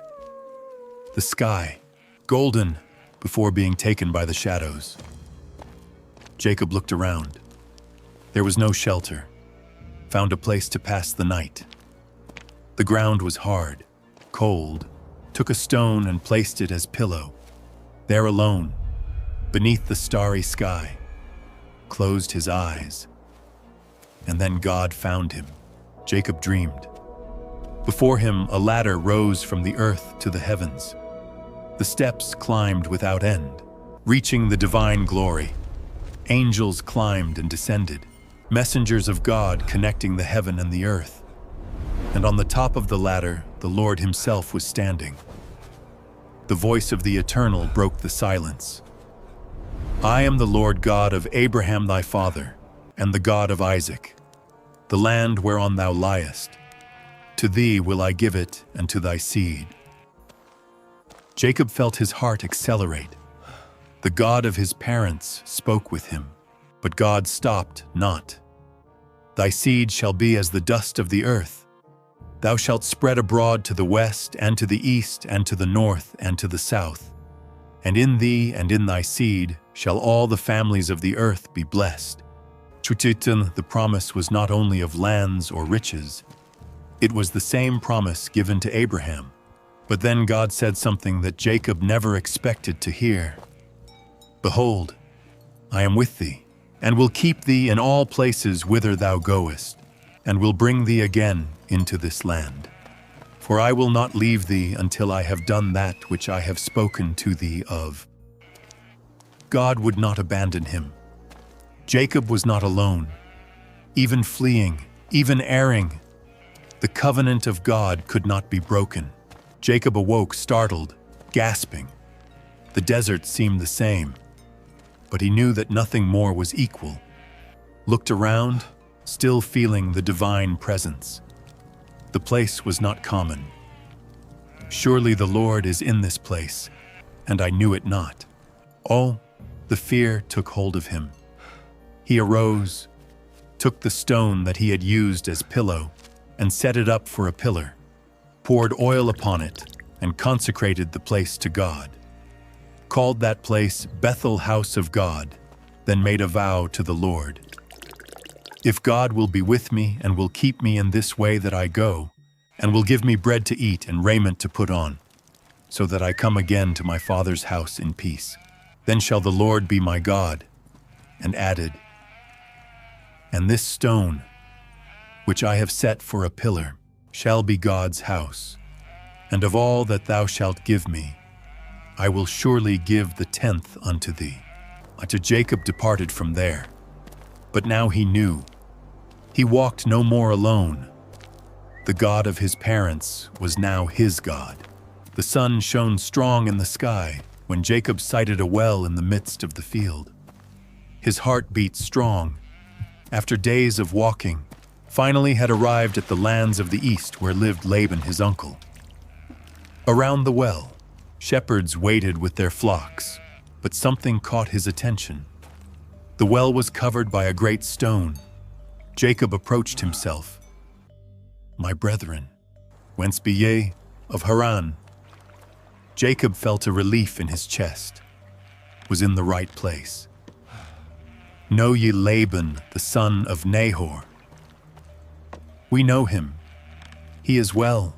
And behold, Rachel his daughter cometh with the sheep. Jacob lifted his eyes and saw her, Rachel. Her feet glided softly over the earth. Her hair shone beneath the sun. She was not only beautiful, she was strong, determined, guided the sheep of her father with firmness. Without hesitation, the heart of Jacob accelerated when Rachel approached herself.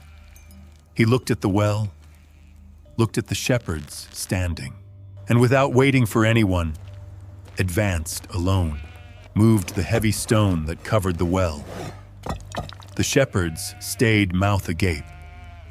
Moving that stone was work for many men, but Jacob removed it as if pushed by an invisible force, took a bucket and gave to drink to the flock of Rachel.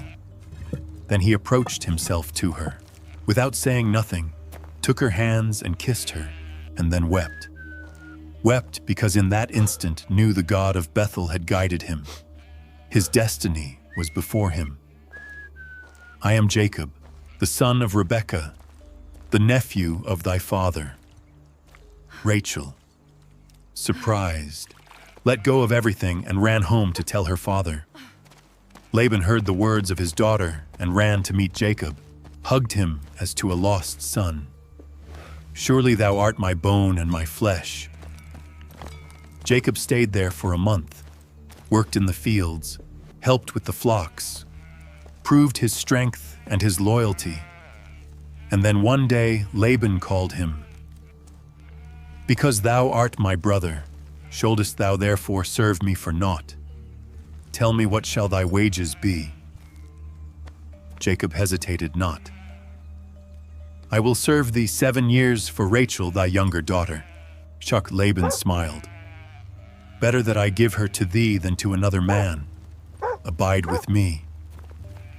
And thus Jacob worked 7 years, but for him they were like few days because of the love that he had for Rachel. Time passed, and the expected day arrived. Jacob was ready. The feast was prepared. The guests arrived. Everything seemed perfect, but on that night, Laban plotted something.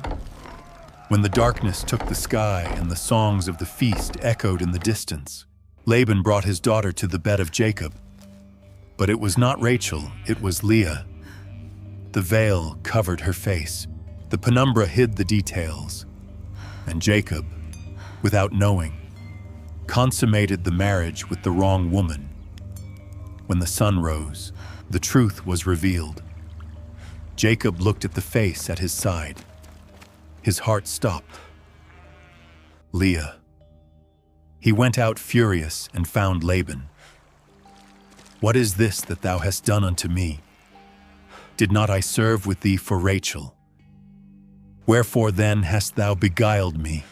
Laban, with a false tone of tranquility, said, It must not be so done in our country to give the younger before the firstborn. Fulfill her week, and we will give thee this also for the service which thou shalt serve with me, yet 7 other years.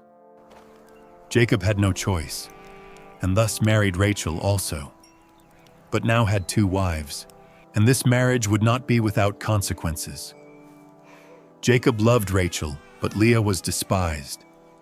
Then God saw the pain of Leah and opened her womb, and she gave birth to a son, looked at the baby and said, Surely the Lord hath looked upon my affliction.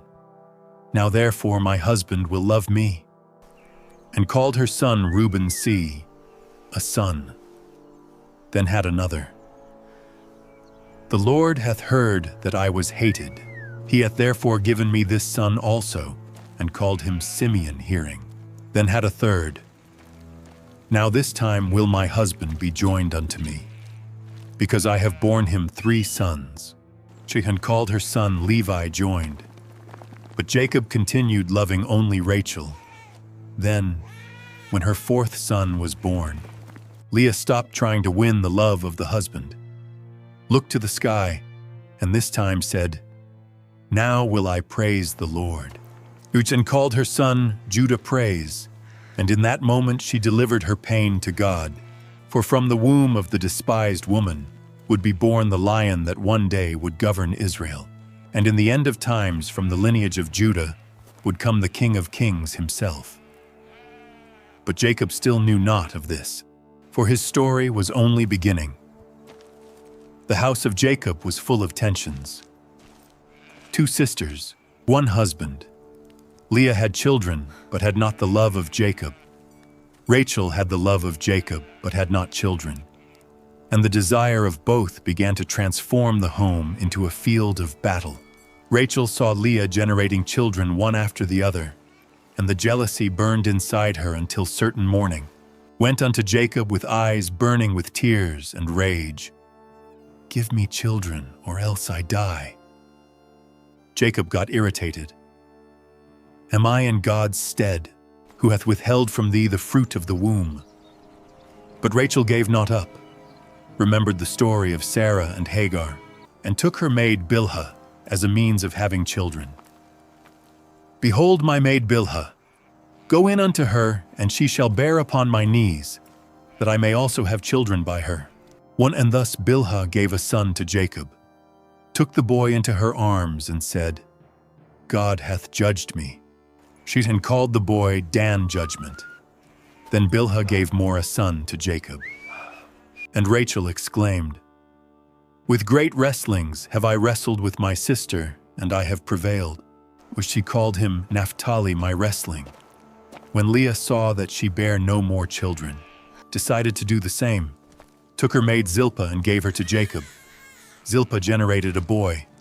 Leah, triumphant, said, "A troop cometh," and gave him the name of Gad Fortune. After Zilpah had another son. "Happy am I, for the daughters will call me blessed," and called him Asher Happiness. Time passed, and one day Reuben, the firstborn of Leah, found mandrakes in the field and carried them to his mother. The mandrakes were rare plants, considered a symbol of fertility. When Rachel saw that, her eyes shone. "Give me, I pray thee, of thy son's mandrakes." But Leah, still hurt by the contempt of Jacob, answered, "Is it a small matter that thou hast taken my husband, and wouldest thou take away my son's mandrakes also?" Rachel, desperate, made a trade. "Therefore he shall lie with thee tonight for thy son's mandrakes." And on that night, Jacob returned to the tent of Leah. God heard the cry of Leah, and she became pregnant one more time. "God hath given me my hire, because I have given my maiden to my husband," called the boy Issachar hire, then generated more a son. "God hath endued me with a good dowry. Now will my husband dwell with me, because I have borne him 6 sons. Uchun and called him Zebulun dwelling. At last Leah had a daughter, and called her Dinah. The years passed. Rachel was still sterile, but God heard her cry, and she conceived.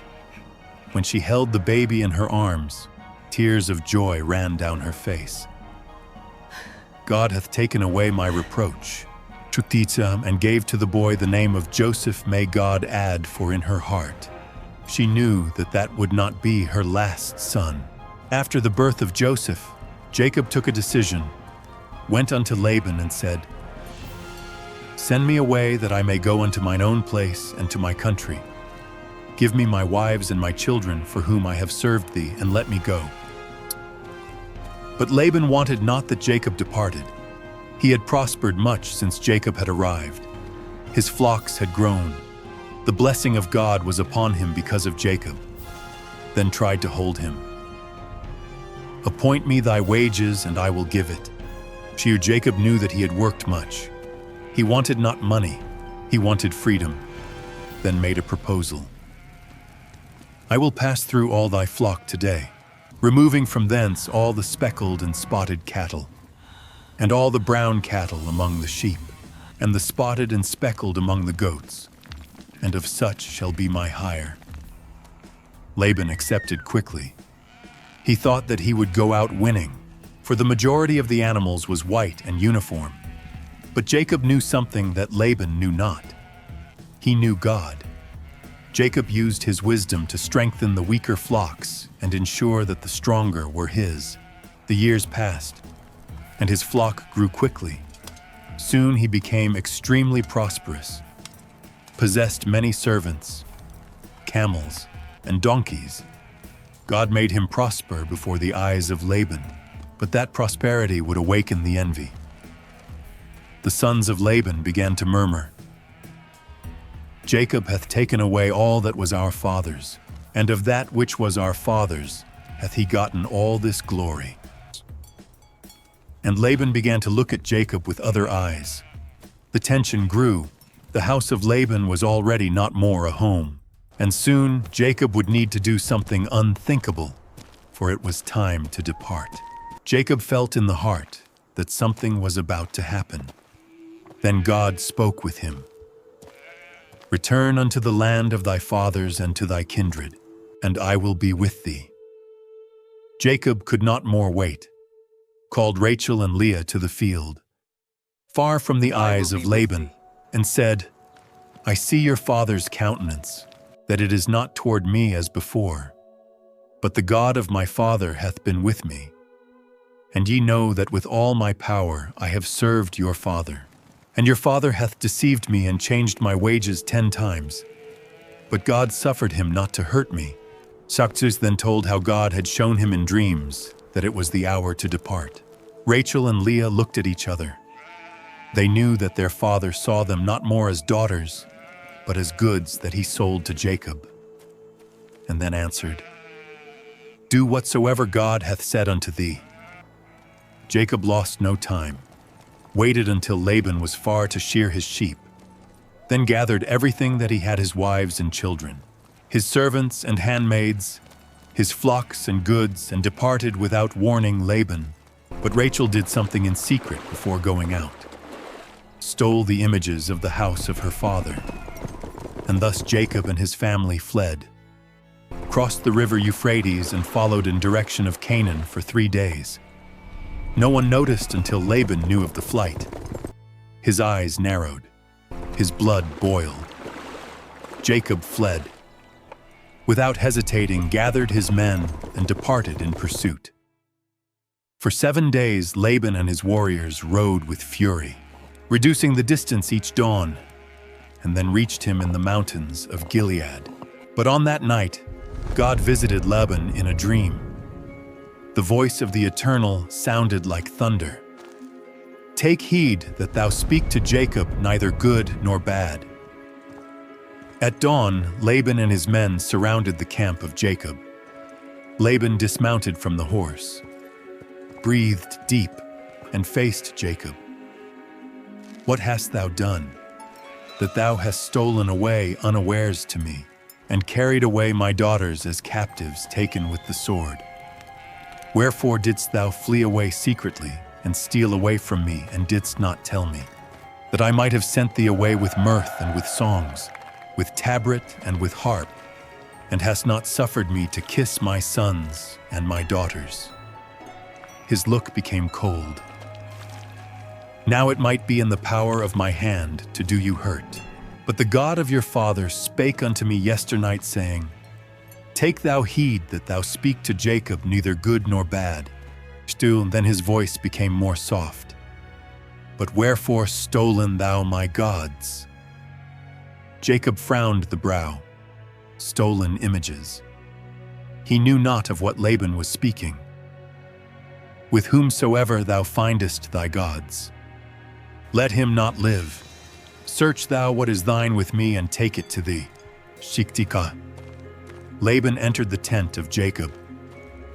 Nothing entered the tent of Leah, nothing entered the tent of Rachel. She was sitting upon the saddle of the camel where she hid the stolen images. Laban searched everything, but before he arrived at the saddle, Rachel spoke calmly. Let it not displease my lord that I cannot rise up before thee, for the custom of women is upon me. Laban moved away immediately, without knowing that his own daughter had deceived him. Jacob lost the patience. What is my trespass? What is my sin that thou hast so hotly pursued after me? Whereas thou hast searched all my stuff, what hast thou found of all thy household stuff? Set it here before my brethren and thy brethren, that they may judge betwixt us both. This 20 years have I been with thee. Thy ewes and thy she-goats have not cast their young, and the rams of thy flock have I not eaten. That which was torn of beasts I brought not unto thee, I bear the loss of it. Of my hand didst thou require it, whether stolen by day or stolen by night. Thus I was. In the day the drought consumed me, and the frost by night, and my sleep departed from mine eyes. Thus have I been 20 years in thy house. I served thee 14 years for thy 2 daughters, and 6 years for thy cattle, and thou hast changed my wages 10 times, except the God of my father, the God of Abraham, and the fear of Isaac had been with me. Surely thou hadst sent me away now empty. Schnoxel, Laban could not contest. Then Laban sighed and said, These daughters are my daughters, and these children are my children, and these cattle are my cattle, and all that thou seest is mine. And what can I do this day unto these my daughters, or unto their children which they have borne? Let us make a covenant. Jacob took a stone and raised it as pillar. The servants and children brought more stones and made a heap as testimony of the pact.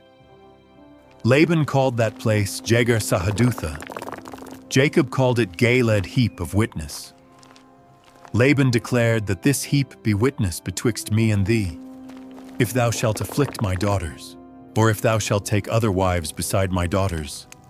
Then Laban and Jacob sealed the pact with a sacrifice. On the following morning, Laban kissed his daughters and sons and then departed back to his land, and Jacob, free from the shadow of Laban, followed his path. But he still knew not the greatest challenge of his life was before him, for in the distance someone already knew that he was coming. Esau. Jacob walked through the desert, free from Laban, but not from his fears. He looked at the horizon and knew. Esau was there, the brother whom he deceived, the man who one day swore to kill him. Will time have erased the hatred? Esau still waited to fulfill his vengeance. While these thoughts haunted his mind, something unexpected happened. Angels of God appeared on the path. Jacob felt a shiver run through his body. He was not alone. This is God's host, and called that place Mahanaim, 2 hosts. But the heavenly vision dissipated not his fear. Esau was there waiting in the future. Then Jacob took a decision. He sent servants ahead with a message for Esau. Tell unto my lord Esau, Thus saith thy servant Jacob, I have sojourned with Laban and stayed there until now, and I have oxen and asses, flocks and men servants and women servants, and I have sent to tell my lord that I may find grace in thy sight. The servants departed. Jacob waited anxious. When they returned, his words were like a blow. We came to thy brother Esau, and also he cometh to meet thee, and 400 men with him. This was not a familiar reception. This was an army. The fear took hold of Jacob. His past finally reached him. Esau was coming to destroy him. Then he acted, divided his goods into 2 groups. If Esau smite the one company, then the other which is left shall escape. But the strategy was not sufficient. Jacob needed God. On that night he knelt and cried unto the Lord, O God of my father Abraham and God of my father Isaac, which saidst unto me, Return unto thy country and to thy kindred, and I will deal well with thee. I am not worthy of the least of all the mercies, and of all the truth which thou hast showed unto thy servant. For with my staff I passed over this Jordan, and now I am become 2 bands. Deliver me, I pray thee, from the hand of my brother, from the hand of Esau, for I fear him, lest he will come and smite me and the mothers with the children. He held firm on the promise. Thou saidst, I will surely do thee good, and make thy seed as the sand of the sea, which cannot be numbered. Jacob knew that prayer was his refuge, but needed to act. Separated a gift for Esau, 200 she-goats and 20 he-goats, 200 ewes and 20 rams, 30 milch camels with their colts, 40 kine and 10 bulls, 20 she-asses and 10 foals, organized each group with his servants and gave instructions. Pass over before me. When thou meetest Esau, tell, he be they a present sent unto my lord Jacob, and behold also he is behind us. Stichalk he hoped that the generosity would calm the heart of Esau, but in the bottom he knew that only God could save him. When the night arrived, Jacob took his wives, children, and servants to cross the brook Jabbok, but he himself stayed behind alone. Only he and his anguish in the darkness of the night. A mysterious man appeared and attacked Jacob. The fight was intense, their bodies intertwined. The sweat ran and the dust in the air. But Jacob gave not up, wrestled until the break of day. When the stranger touched his thigh, displacing his joint, the pain was lancinating, but Jacob loosened not the adversary. Let me go, for the day breaketh, said the man. I will not let thee go except thou bless me, answered Jacob, gasping. The stranger looked at him and asked, What is thy name? Jacob. His name meant deceiver, and his life reflected this. But the man wanted more than a name, wanted a confession. Jacob. And then came the change. Thy name shall be called no more Jacob, but Israel. For as a prince hast thou power with God and with men, and hast prevailed. Jacob trembled. He had wrestled with God, and for this called that place Peniel, the face of God, at the sunrise. He limped, but he was not more the same. The deceiver now was a prince of God. Esau was on the way, brought 400 men. The heart of Jacob raced. Would be this the end? But he fled not. Organized his family and took the front. Bowed himself 7 times before the brother, waiting for the vengeance. But Esau ran not to attack, but to embrace him. They wept together. The enmity of years had been broken. Esau refused the gifts of Jacob, but accepted when this insisted.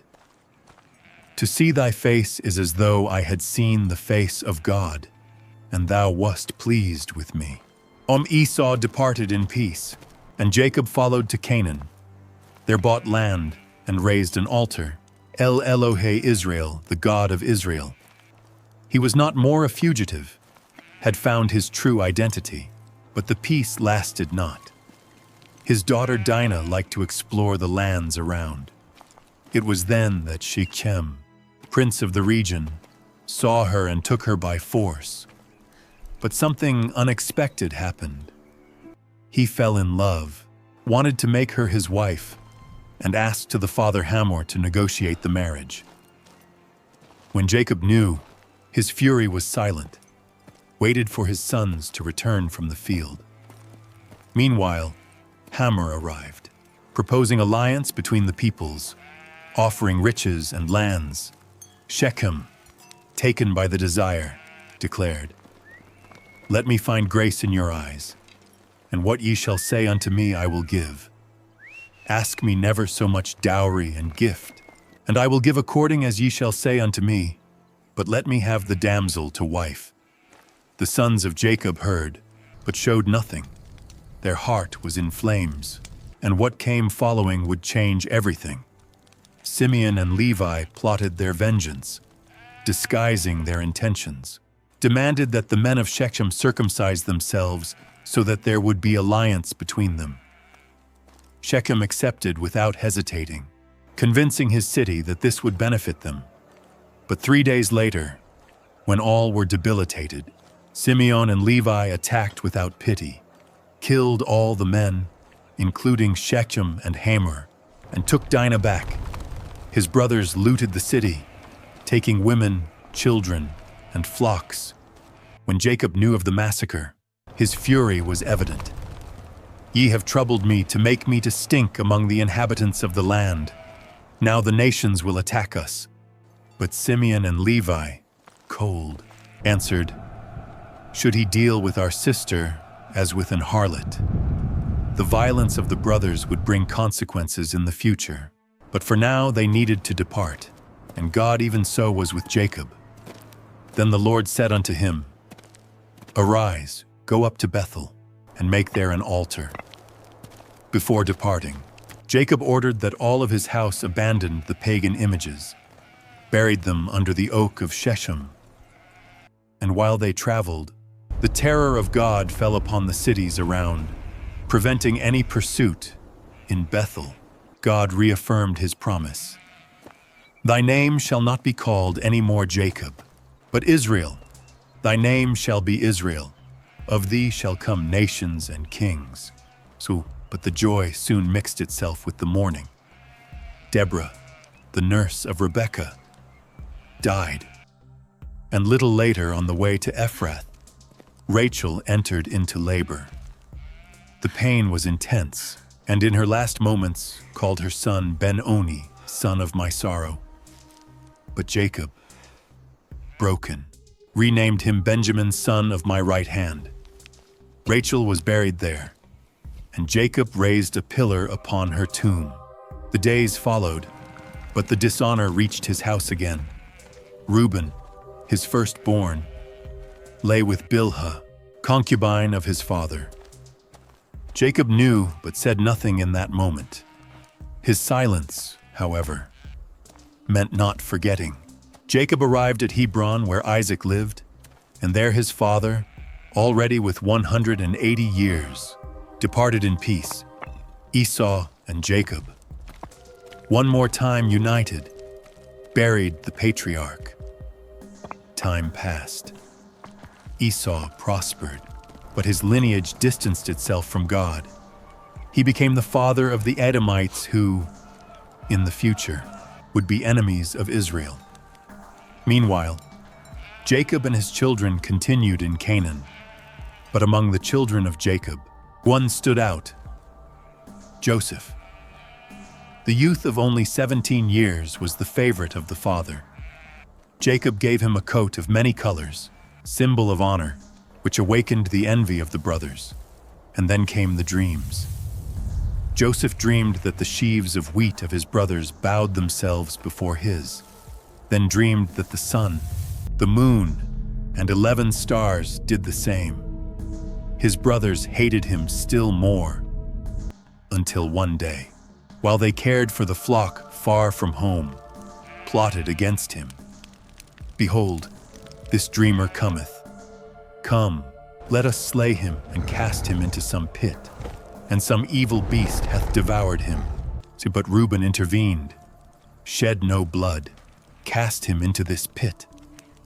The plan of him was to rescue him later. But while Reuben was far, Judah suggested something different. "What profit is it if we slay our brother and conceal his blood? Come, let us sell him as a slave."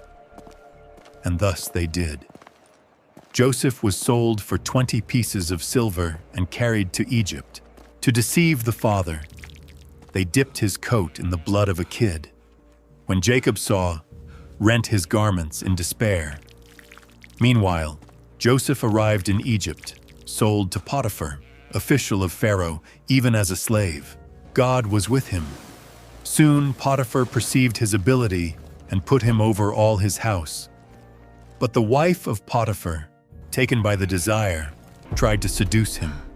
Joseph refused. "How can I do this great wickedness and sin against God?" One day she grabbed him by force, but Joseph fled, leaving his coat behind, infuriated. She accused him falsely. Potiphar, furious, cast Joseph into the prison. Even imprisoned, Joseph prospered, gained the trust of the jailer, and administered the prisoners. One day, the butler and the baker of Pharaoh had disturbing dreams. Joseph interpreted them. The butler would be restored, the baker hanged. Everything happened as he predicted. But the butler, upon going out, forgot himself of Joseph. 2 years later, Pharaoh had two enigmatic dreams: 7 fat kine devoured by 7 lean, and 7 full ears consumed by ears dry. No wise man managed to interpret them. It was then that the butler remembered of Joseph. Called to the presence of Pharaoh, Joseph revealed the meaning of the dreams. 7 years of plenty will come, followed by 7 years of famine. Was and advised, choose a man wise to store provisions during the lean years. Pharaoh, impressed, declared, "Can we find such a one as this is, a man in whom the Spirit of God is? Thou shalt be over all Egypt." Yet Joseph received a royal ring, garments of fine linen, and a new name, Zaphanath-Paneah, during the years of plenty stored provisions. And when the famine arrived, all the world came to Egypt to buy wheat until one day his brothers arrived. Without recognizing him, prostrated themselves before him, fulfilling his old dream. Joseph tested them, keeping Simeon as hostage and demanding that they brought Benjamin. Jacob resisted, but the famine forced him to yield. When Joseph felt emotional, but prepared one last test, hid his silver cup in the sack of Benjamin and accused him of theft. Judah, the same who had sold him, offered himself to stay in the stead of the brother. Seeing the change in the heart of them, Joseph resisted not, weeping, revealed his identity. "I am Joseph, your brother, whom ye sold into Egypt." His brothers stayed astonished, but Joseph consoled them. "Be not grieved. God did send me before you to preserve life," and called them to live in Egypt, where Pharaoh granted them the land of Goshen. Jacob, upon knowing that Joseph was alive, departed to Egypt. God guaranteed him, "I will go down with thee, and will bring thee up again." When saw Joseph, hugged him and said, "Now let me die, since I have seen thy face." Jacob lived 17 years in Egypt before dying, blessed his children and grandchildren, giving to Ephraim, the younger, a blessing greater than to Manasseh. Also prophesied about his children, declaring that Judah would be the royal lineage.